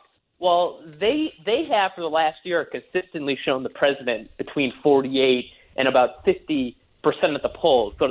So the fact that they're now showing him at 53% is a clear statistical, it shows statistically that there has been a jump up post-Mueller report. And I think, after 2 years of the Democrat Party, their allies in the opposition party media lying nonstop about collusion, and then Bob Barr submits the summary or the conclusion of the Mueller report and says there is no collusion, and they have a lot of pie on their face. And I think a lot of people who were in the middle look at that and they say, you know what? If the media spent 2 years lying to me about Russia collusion, what else are they lying about? That's exactly right. And so Andy, I'm interested to get your take on this. Who on the Democrat field right now worries you the most? Who do you see that has announced their candidacy or looks to be angling that you think could be difficult for the conservative movement on the ground and in the energy? Because that's really the audience here, is conservative grassroots activists that are patriots and that want to see this president reelected. Who worries you the most right now in the current field? Well, here's the thing, Charlie. There are some candidates who 6 months ago might have worried me. There are some candidates who 9 months ago might have made me think, hey, he might make a strong candidate. But after I've spent the last few months watching all these Democrat candidates running for president basically follow the lead of a 28-year-old freshman socialist Democrat and Alexandria Cortez, I'm a lot less worried than I ever was before. Listen, when the most moderate person you have running for president is Joe Biden, who has near 100% of ratings from Planned Parenthood, has a D or an F from the NRA. I mean, Joe Biden, their supposed moderate, is no moderate. He is no John Kennedy. Hell, he's even no Barack Obama. He's a liberal's liberal. So when a liberal's liberal ends up being considered a moderate in the Democrat Party of 2019, then that side of the aisle has some serious issues. And that's not to say that the president is bulletproof, because it's far from it. Listen, the 2016 election proved that anything can happen. But as long as the president keeps focusing on delivering for the American people, as long as he keeps pushing policies that actually lift the lower class, the middle class up, and give them a second chance at the American dream that was stripped from them after 8 years of Obama and, quite frankly, 8 years of George W. Bush. As long as he keeps doing that, he'll be in a good position, and he's only going to be helped, Charlie, by the fact that these Democrat candidates have gone so far left. This is no longer the party of Kennedy. It ain't even the party of Obama anymore. It's the party of Comrade Bernie. Well, I totally agree. And in the couple seconds we have remaining here, Andy, what do you think is going to be the key for Republicans also taking back the House, something you and I really care about, because it's one thing to get Donald Trump reelected. What do you think is the key for that message in the couple seconds we have remaining? Listen, I think Republicans in the House and the Senate have to do everything they can to fight for this president's America First agenda. We don't need people who are with us half the time. We need people who are all in the fight to save America. So secure the border, keep cutting regulations, lower taxes, fight for an American first foreign policy that isn't based on policing the world, but is based on our own American interests. And I'll feel pretty confident that Republicans will have a chance to take back the House and hold the Senate. But if they don't do those things, if they try to backstab the president, if they try to slow walk the America First agenda, then guess what? They're going to be looking at Speaker Pelosi for another 2 years. Well, I totally agree. Andy, thank you so much for joining us this morning on Breitbart News Daily. Amazing insight, as always. Hey, thank you, Charlie. So in the time we have remaining here, this has just been a great honor to be able to sub-host for the great Alex Marlow here on Breitbart News Daily. I really distill the 2020 election into two major questions, and we are now in the midst of a fundamentally critical culture war. And the culture war is the question of this. Are you thankful or are you angry that you live in America? If you're angry that you live in America, tell me why. Because it was probably taught to you by another angry person. Angry people try to have other people have anger towards their cause. If you are thankful that you're in America and that you're here, like I am, filled with gratitude, that comes out of a natural part of recognizing the blessings around you. So it's either gratitude or anger that will determine the 2020 election. Because if you're thankful for something, if you're filled with gratitude, you're much more likely to want to preserve it and want to protect it and not want to fundamentally transform it. The other question that's going to be in the 2020 election cycle is when you come across adversity, because everybody in their life will inevitably come across adversity. Everybody. Are you going to be a victim or are you going to be a victor? And that's not to try to minimize people that come across difficult times in their life. But when you come across something that is less than desirable, are you going to ask other people to try to right that wrong? Or are you going to look introspectively and are you going to try to fix that issue yourself and try to be a victor? What has made the American experiment so successful, what has created the greatest country ever to exist, the most generous country, the most benevolent country, the most forward-thinking country, the most accepting country, and the most creative country in the history of the world, is our capacity to overcome adversity on first and foremost the individual basis and not have a competition of oppression Olympics or a collective aggrieved class where people are just in a constant competition to try to get other people's stuff. This country has, and God willing will always remain a country that is a country of victors, a country where people can come with nothing and create anything, a country of entrepreneurs, a country of problem solvers that will preserve the American Trinity. The American Trinity is no different than the Christian Trinity because it's fundamental and it's within the ethos of our country. It's e pluribus unum, out of many one. Second part is the word liberty, which means I can do what I want to do as long as it doesn't harm somebody else. And the third is a statement, in God we trust. It is on all of our currency. It is the driving force of the Lockean interpretation of individual rights, which stem from the Scottish Enlightenment.